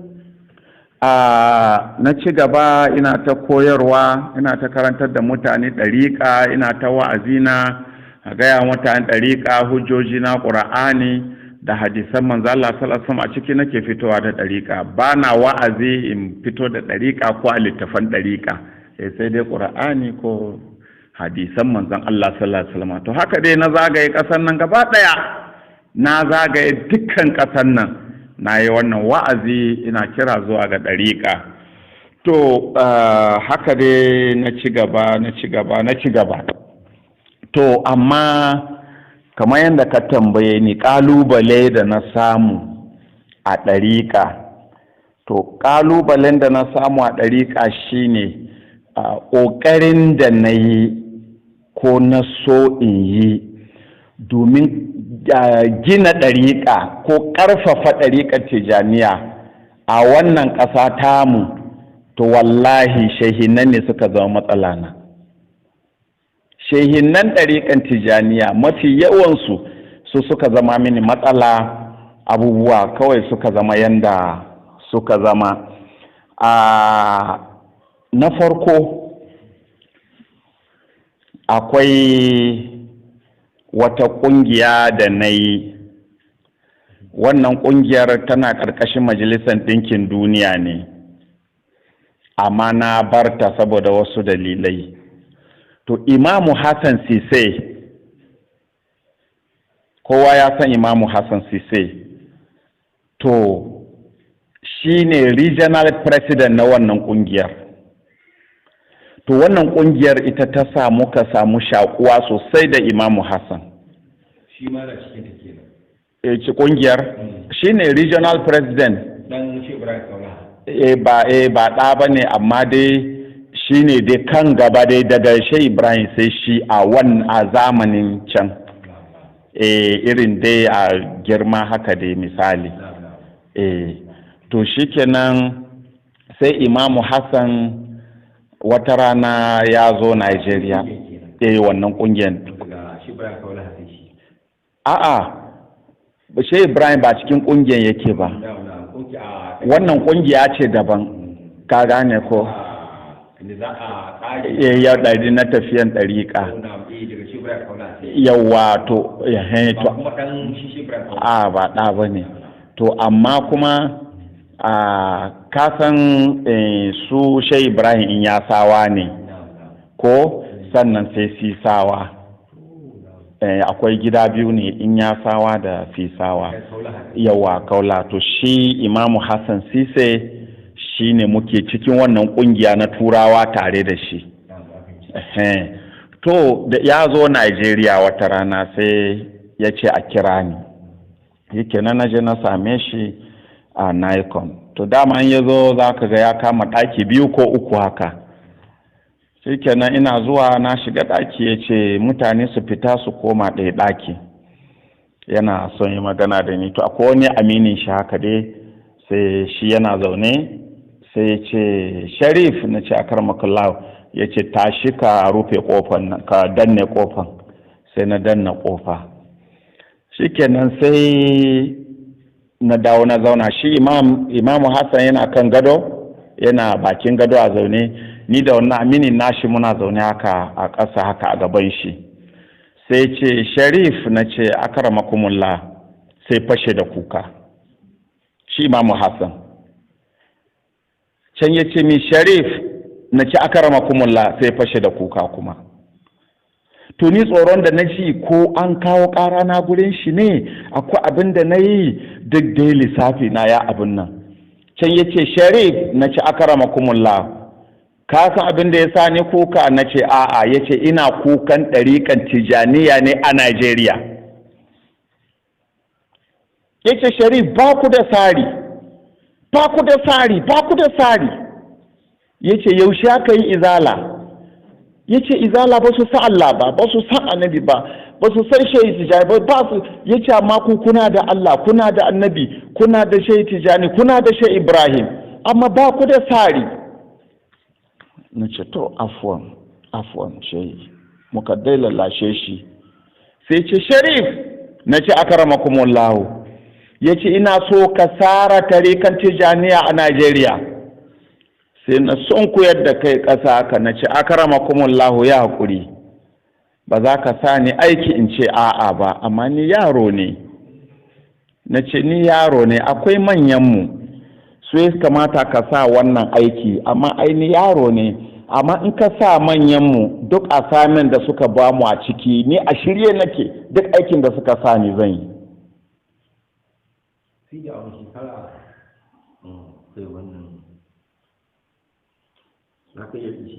Na manta hakikanin shekaru, da na san za ka tambaye ni shekaru da na bincika don zan gani a document saka. Ban so yi kotin in yi kuskure. Na'am. To shi kenan yau a kwana biyu ba yanzu ba ne.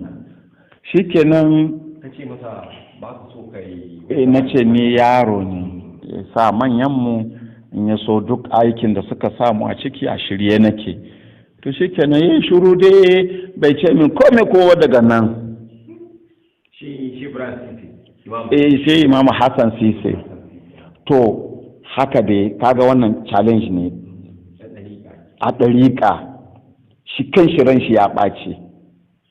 To abu na biyu a gurguje nake baka, a mai gidana Talba, gwamnanmu na da Talba, kasan na yi masa special advisor on religious affairs, akan mai ba da shawara akan harkokin addini. Na zama advisor din shi akan harkokin addini. To akwai maganan da ya gaya mini, ya kira ni ya ce yanzu, na je na same shi da daddare. Ya ce Sharif, na ce ranka daɗe. Ya ce ka bani shawara kaza kaza kaza, ina son kaza, me kake gani ya kamata yi? Me kake ganin ya kamata in yi? Sai na ce to ranka daɗe, shawaran da zan baka na farko ka kirawo a yi mauludin Shehi Ibrahim a nan, ka kirawo a yi mauludin Shehi Ibrahim a nan Niger. Na ce saboda kaga 'yan uwanmu 'yan ɗariƙa ba abin da suna girmama mauludin Shehi Ibrahim. Duk wanda ya kira aka yi mauludin Shehi Ibrahim to za su ga girman shi, kuma zai samu goyon bayan duk abin da yake nema. Na ce domin mun ka nuna mana son Shehi Ibrahim to gaskiya ka gama da mu, don haka ka jawo a yi mauludin Shehi Ibrahim a Niger. Sai ce to ai kore yayi. Na ce to kai kore ne, kai ma kai naka mana. Ya ce to shikenan, to ka ji dalilin mauludin Shehi Ibrahim da aka yi zamanin Talba. To a lokacin sai ya tambaye ni yaya ake yi. Sai na ce to abin da za a yi, ka yi layazin da sautu Tijaniya. Shikenan kuma haka yayin, domin ni ban so in shiga ciki. Shikenan sai tunda na san tsakanina da shehinan nan yanda suke so ba gaskiya suke so ba yawancinsu, akwai na Allah dai amma ba su da yawa ne. To shikenan ban so in shiga ciki ba, na ja gefe. To shikenan ranar nan Talba ya kira ni, sai ba ni bil da aka bashi na mauludin Maulana Shehu Ibrahim. to ina ganin kwamiti na abinci kawai bil da aka ba talba ina gani ya haura biliyan 2.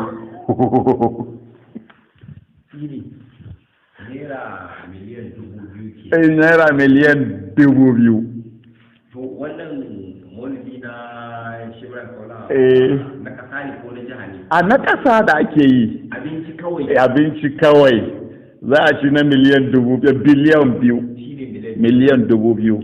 To shi kenan sai talba ya ce mini wani irin hauka ne wannan. Na ce to kaga za mu yi musu uzuri, na ganin ko ba su san kuɗi da sosai ba ne. Sai ya ce duk zai rusa su. Na ce to abinda za ka yi ka rusa su ɗin, in ka rusa su sai ka sa wasu kuma, amma kuma su ɗin za a sa, a cikinsu za a sa. Ya ce to shi kenan, don ina gudun ya bani wani responsibility a ciki ya ce ka zama kaza ɗin nan, don na san sharrin wasu 'yan ɗariƙanmu. Shi kenan sai ya ce to shi kenan ya ji. To ana cikin haka sai ya rusa kwamiti ɗin, sai aka sake tsari. To da aka yi tsari yanzu duk da haka sai mayar masauti tijaniyan, amma sai wata hikima, kamar kwamitin abinci sai ya ba su dama su kawo. Bayan sun gama kawo sun sa ciyaman, shi sai ya kawo wani ma'aikaci guda ko wani kwamishina ko wani famsec, sai ce to shi ne kuma ciyaman na wannan kwamitin, mana mai wakiltan shi. To da aka yi haka sai aka samu sauƙin al'amura. Shikenan suna ta abubuwansu, ni dai ba na ciki. Ranan nan sai kwamishona, na yanke maka labarin nan ne. To amma kafin wannan na zauna da waɗansu shehinanmu, na ce musu kun gani ku riƙe girmanku da mutuncinku. Sunanku ya ɓaci a gurin talba, maganganun nan da kuke yi ya jefa kunnin talba fa. Ina zaune kawai talba ya ce mini muna cin abinci haka da daddare a teburin shi, sai ce Sharif, na ce, ya ce ka ji maganganun da mutanen ka ke yi? Na ce me suke faɗi? Wai su suna jiran saki kuɗi za su hau manyan motoci, za su yi kaza. Sai na ce to haka din ne ranka ya ce me yasa to baka gaya min ba? Sai na ce to ai idan abu ya faru ba komai zan gaya maka ba, sai wanda ya fi ƙarfi na. Na yi ƙoƙari tsakanin ni da su, amma to shine na ce musu to talba fa ogana da duk bayani abin da kuke ciki, ku rage waɗannan surutan. To shikenan ba su ji daɗi ba. Can kafin mauludin sai Dr. Sule Minin, kwamishona na health a lokacin, ayin kafin baka manta ba, ai na yi wannan bayanin a tafsiri a nan government house din. Na ce kun ga inda zan yi ƙarya kam gani a gidan gwamnati gaba ɗaya, saboda ƙazafin da suka yi mini. To shi kenan sai na Dr. Sule ya kira ni, ya ce Sheikh Adam, na ce na, ya ce kaga kai baka heading kowane kwamiti? Na ce kwarai. Kuma baka cikin kowane kwamiti? Na ce gaskiya ne. Ya ce to mai gida ya ce a baka ciyaman na kwamiti mara memba. Na ce to ya za a yi ciyaman ba memba? Ya ce to haka dai oga ya ce. Ya ce wani aiki yake so ka yi, ba wai na memba ba ne. Na ce to shi kenan babu laifi. Ya ce abin da oga ke nufi idan kuɗi ya zama mature, za a baka na water resources da ruwa can, tunda water resources su aka ba alhakin kai ruwa Venu, sannan ruwa can su aka ba alhakin gina wuraren mai magewayi da duk sauran wayannan da abubuwa. To kudin da za a ba su ta hannunka zai bi zuwa gare su, kawai shine aikinka. Za ka baka da kwamiti. Na ce to shikenan, Allah kai mu lafiya. Su yan dariƙa da suka ji labari ba suka same ni ba, to mun ji an baka ciyaman amma baka da kwamiti, don haka mun maka baka da memba, mun maka memba su wani da wani da wani, mun zaɓi mutum 10 kuma mun ce a cikinsu kowa ya kawo mutum 10 na ce to ni gwamnati ta ce ba ni da memba, ya za a ku ba ni memba? Kar ku manta ni ma'aikacin gwamnatin nan ne ba, abinda ta gaya min da shi zai yi aiki. Ina wallahi Sharif ba za a yi haka ba, mu ne memban ka. Suka je suka yi ta mitin akan aikin da membobin za su yi. Kuɗi na zuwa, da suka ji labari an fara ba da kuɗi suka same ni, wasu a ciki suka ce mun ji labari fa an fara sake kuɗi, maza ka je ka anso na ɓangaren mu. Na ce ɓangaren ku kamar yaya, ba mun gaya maka mu ne membobinka ba? Na ce to na ji. Na tashi na je gurin Dr. Sule, commissioner na health. Na ce commissioner, na ji an ce an samu kuɗi. Ya ce sai ce dama na aika nemo ka. Ya ce ga check na water resources, ga check na ruwatan, ka je ka yi kashin ka kai musu. Na ce to shikenan. Na je na yi kashin kuɗi. Na kira Hajiya Hadiza, commissioner na water resources. Na ce Hajiya ina kike? Ta ce na yi tafiya. Na ce ga kuɗin ku a hannuna miliyan kaza. Sai ta ce to akwai wata yarinya, ta faɗa wata kirista haka, ta faɗa min sunanta. Ta ce na je office zan same ta. Na je office na ba yarinyan kuɗin, suka bani receipt na sa hannu cewa na ba su kuɗinsu. Na gangara ruwatan, na samu GM na ruwatan, ga kuɗinku, suka bani takarda na sa hannu akan na ba su kuɗinsu. Shikenan na dawo, shikenan fa 'yan ɗariƙar Tijjaniya suka taso, wai ni macuci ne, wai gona ya bani miliyan 50 na cinye na hana su, kaza kuma kuɗin da ma gwamna ya ware ma mauludin ma gaba ɗaya miliyan 48 ne, gaba ɗaya ma mauludin. Amma wai an bani miliyan 50 na cinye, kaza suka yi taɓata ni a gari. To kaga shi 'yan ɗariƙan Tijjaniya, to kaga ni na don na saba da irin wa'in abubuwan. Aka zo aka same ni, gabin da 'yan ɗariƙa ke yi fa, 'yan uwanka suna taɓata ka a gari, sun ce ka ci kuɗin su, ka yi kaza, ba za ka mai da martani ba, mutane su san me ke ciki, ka su ɓata maka suna. Sai ne dariya, na ce ba komi, ai wannan duk mun saba, ba wani abu ba ne. Na ce ai Amina na girma, kowa ya san ɗabi'ata, ya san halina, ko bari su yi ta yi, za a ɗauke su wawaye ne kawai. Shikenan sai ga azumi, ka san ba nisa tsakanin mauludin da azumi. Da aka zo azumi shine na ce to kuma kaga a Niger dai ba inda ke tara jama'a kamar tafsirin azumi da nake yi. To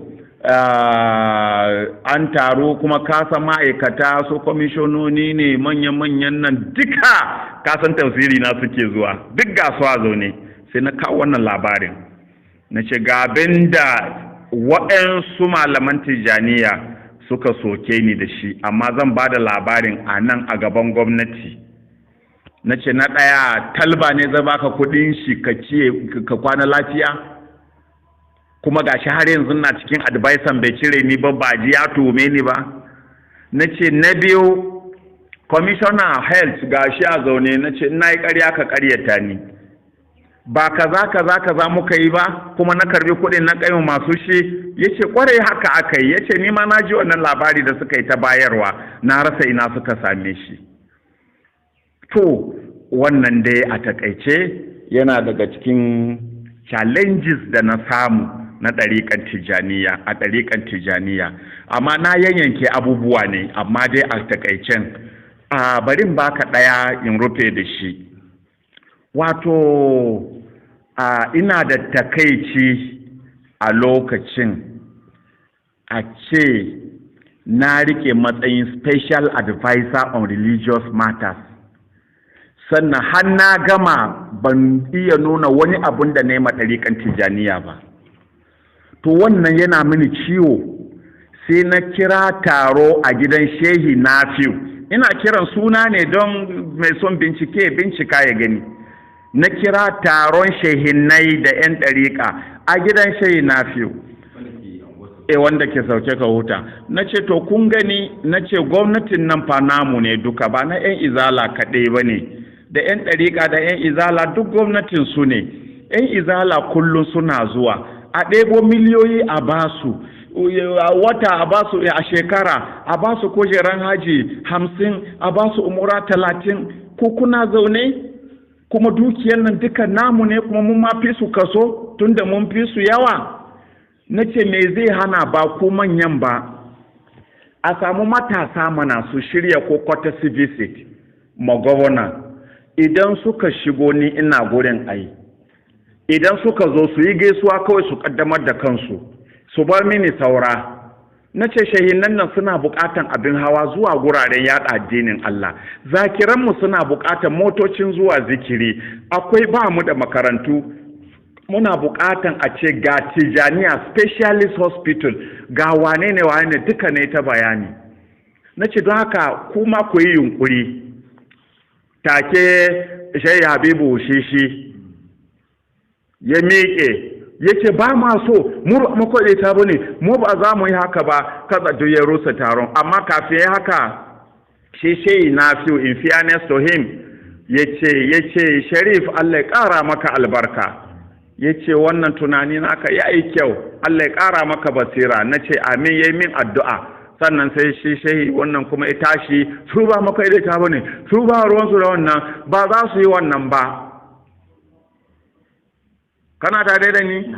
To, sai na zama ina jin haushin abin da ake yi a Imam Forum.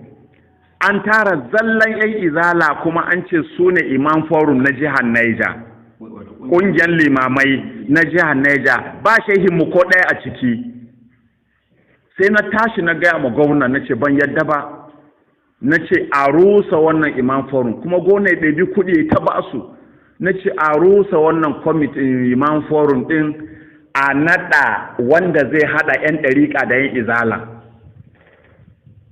Sai ce ok haka kake gani ko? Na ce ƙwarai shi ne adalci ranka ya daɗe. Ya ce to shi kenan na amince a yi haka. Na tashi zan fita ya ce Sharif dawo. Sai na dawo ya ce to maimakon ku je kuna ƙoƙarin rusa su me zai hana ku kafa naku? In ya son kuka kafa naku mun san 'yan ɗariƙa na da ƙungiyar limaman su 'yan izala na nasu ƙungiyar limaman. Na ce mu haka ma ya fi mana. Shi kenan gaya maka fa na tashi na fara yawo ina bin shehinnan nan in je gun wannan in ce to ranar Lahadi mu haɗu a Mina, in je gun wannan ran Lahadi mu haɗu a Mina. Ni muka je gurin wani shehi ba zan faɗi sunan shi ba tun da abin muka je na ce to ga manufata a zo ranar Lahadi Mina mu tattauna a kafa Imam Forum na 'yan ɗariƙa. Shehi babba fa ya ce to gaskiya ni dai ba na cikin wannan tafiya naku saboda ni 'yan izalan nan suna kyautata mini gaskiya ne yanzu haka ma sun bani umra ina shirin tafiya ne da haka malam da muka bar wurin ban sani ba ko daga wannan shehin ne ko daga wani ne daban shine abin da ban sani ba. Nan da nan an zo kawai an sanar da 'yan izala suka yi kungiya suka je gurin gwamna. Ni na kan hanyar bin shehinai an sanar da 'yan izala bayana cewa to ku tashi faga abin da Sheikh Adam zai rusa kungiyanku. Shikenan fa aka zo suka je suka kai ma gona kuka ga abin da nake ciki su kaza gona ya ga abin kamar zai zama fitina ya ce Yakubu Sallau wannan chairman ɗinmu na da na Canciga local government Yakubu Sallau da yake ga General Abdulsalam ko Talba ya ce ya kira ni maza duk inda nake in fasa wannan abin da nace zan yi saboda yan izala sun samu labari gashi Yakubu Sallau ya kira ni haka na dawo gida da sanyin jiki na je na samu Talba sai dariya ya ce sai sun tsara ta kyale su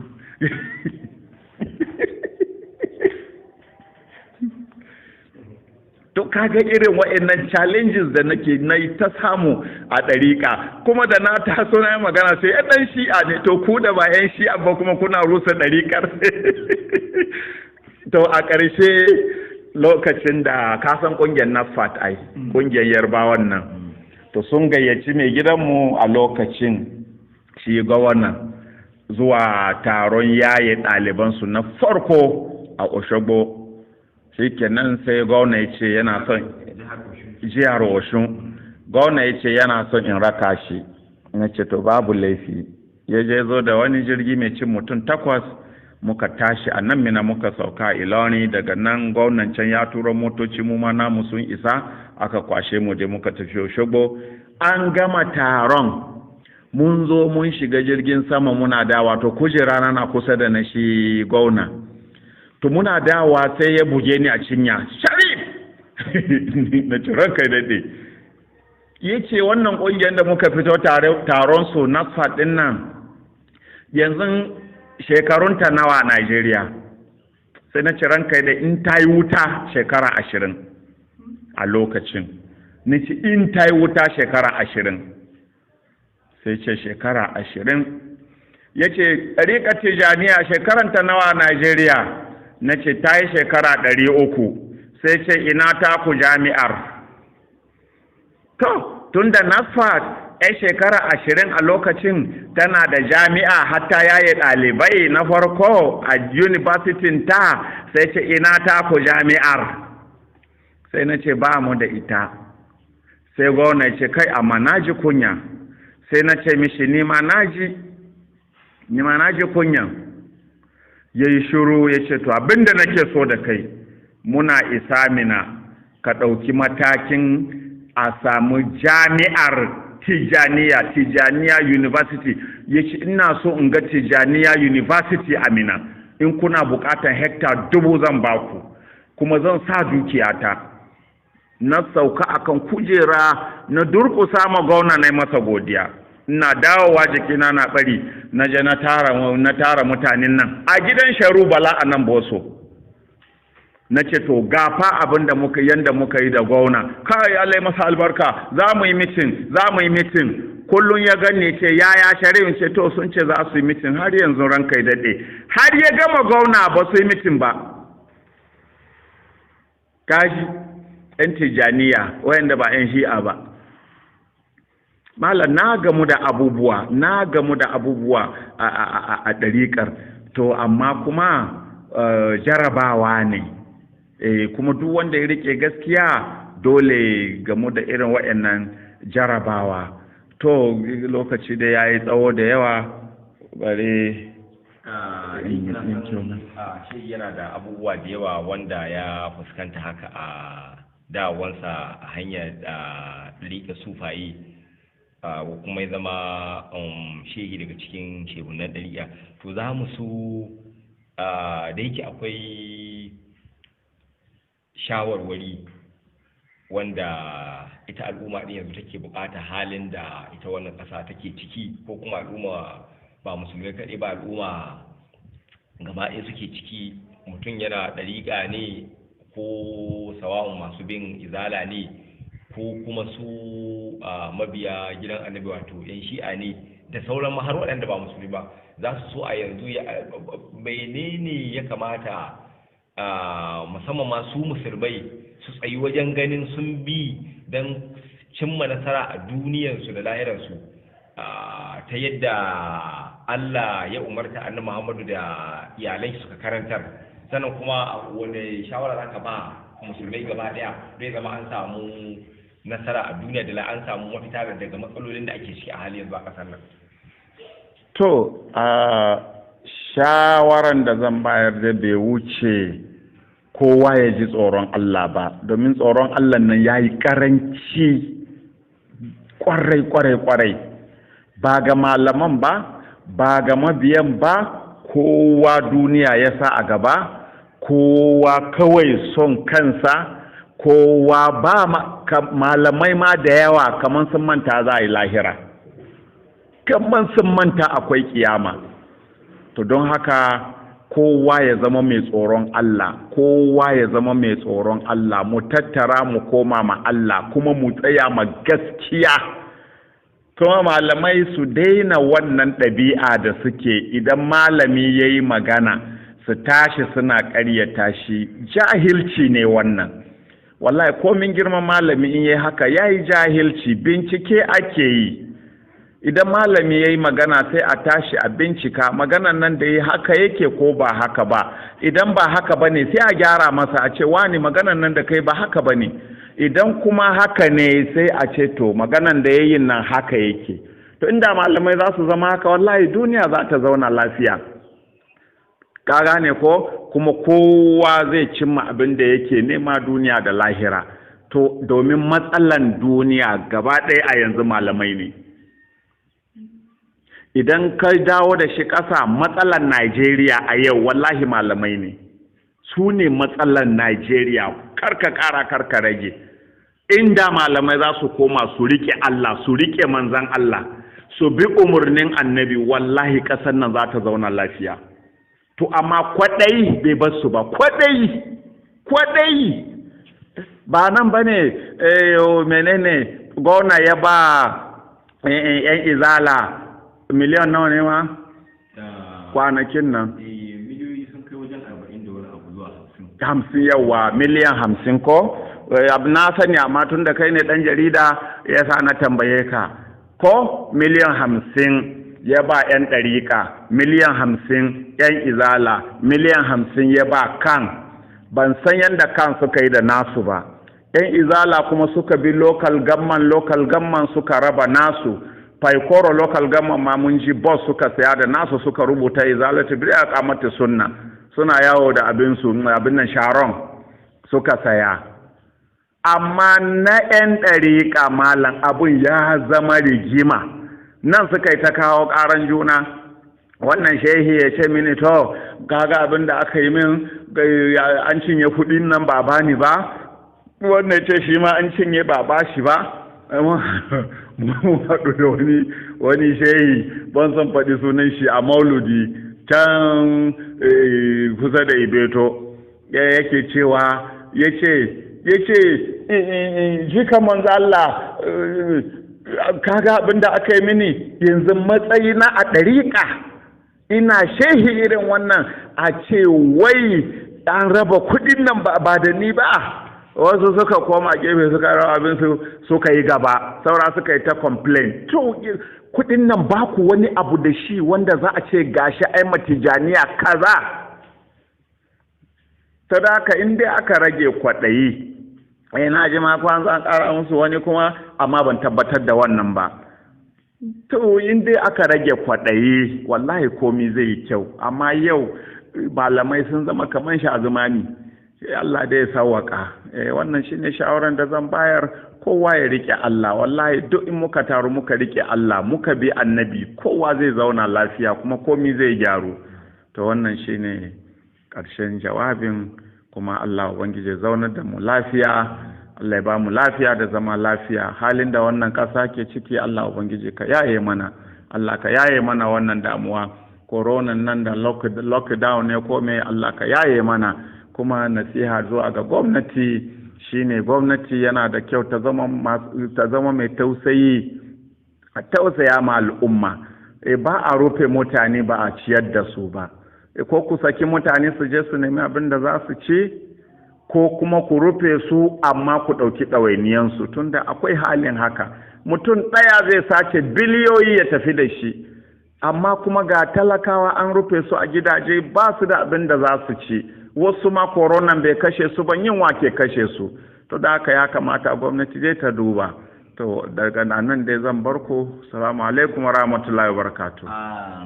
Sidi yake har ila yau akwai wani muhimmin abu da muka so mu manta ba mu tambaye ka ba, kuma ka dan tabo shi kadan, ka ce dawonka ɗariƙa har ma cikin ƙalubale ko challenges da matsaloli kenan takaice da kake fuskanta shine in ka tashi ka faɗi gaskiya, a sai shehunan ɗariƙa ɗin nan da suke bin waliyan Allah, jikokin annabi, sai kuma su rika ɗaukan ka kai ɗan shi'a ne. Shin Sidi, akwai me yasa ita a takaice yaya lamarin shi'a yake, kuma me yasa da yawa daga cikin jawabanka kakan karkata wajen shi'a don ganin mutane ka ilmantar da su ta wannan bangare din don su fahimci hakikanin lamarin shi'a din don ya zama ba yadda ake yadda makiya suke fasara ta ba.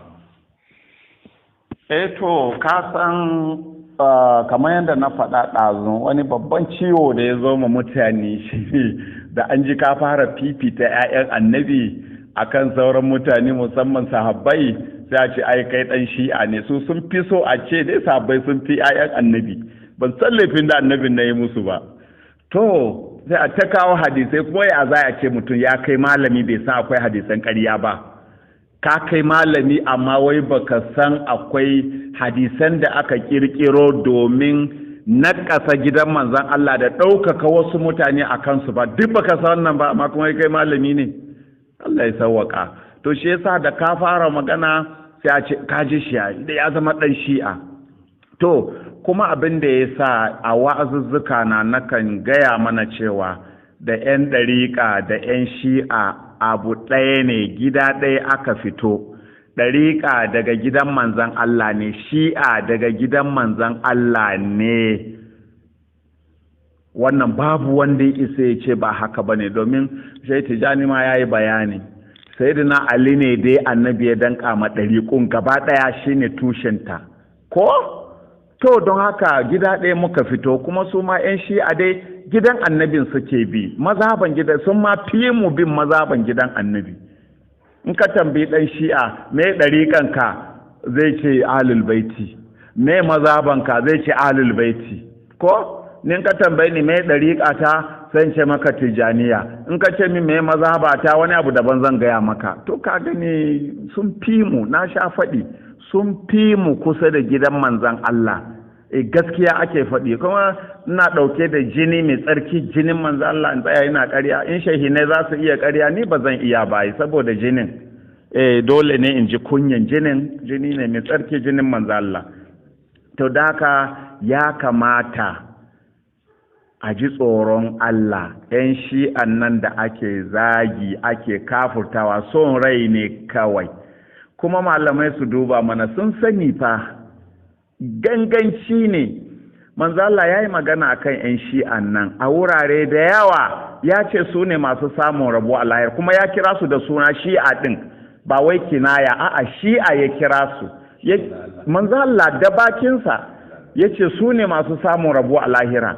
Nana Fatima ta ce babana ya faɗa ya ce da wannan, ta nuna mijinta Sayyidina Ali, da wannan da 'yan shi'ansa su ne masu samun tsira a lahira. A to don me za mu tsangwami mutanen nan? Kamata yi idan muka ga wani kuskure daga gurin su waye wuce kuskure sai mu gyara musu, mu ci haba ko da kuke rike da tafiyan gidan annabi kuma kwa yi kaza sai a gyara. Amma kuma a ce wai sam sun zama kafirai sun zama kaza, 'yan ɗariƙa sun koma sun zama ɗaya da wahabiyawa gurin sukan gidan annabi. Allah da ya sawaka. Allah ya mana maganin wannan jahilci da wannan daƙiƙanci da ke damu yawancin shahinan nan. Assalamu alaikum warahmatullahi wabarakatuh. Mun gode Allah ta kada alheri. Amin. Lalle sai ka bayani mai lalle sai da abin nan ka bayani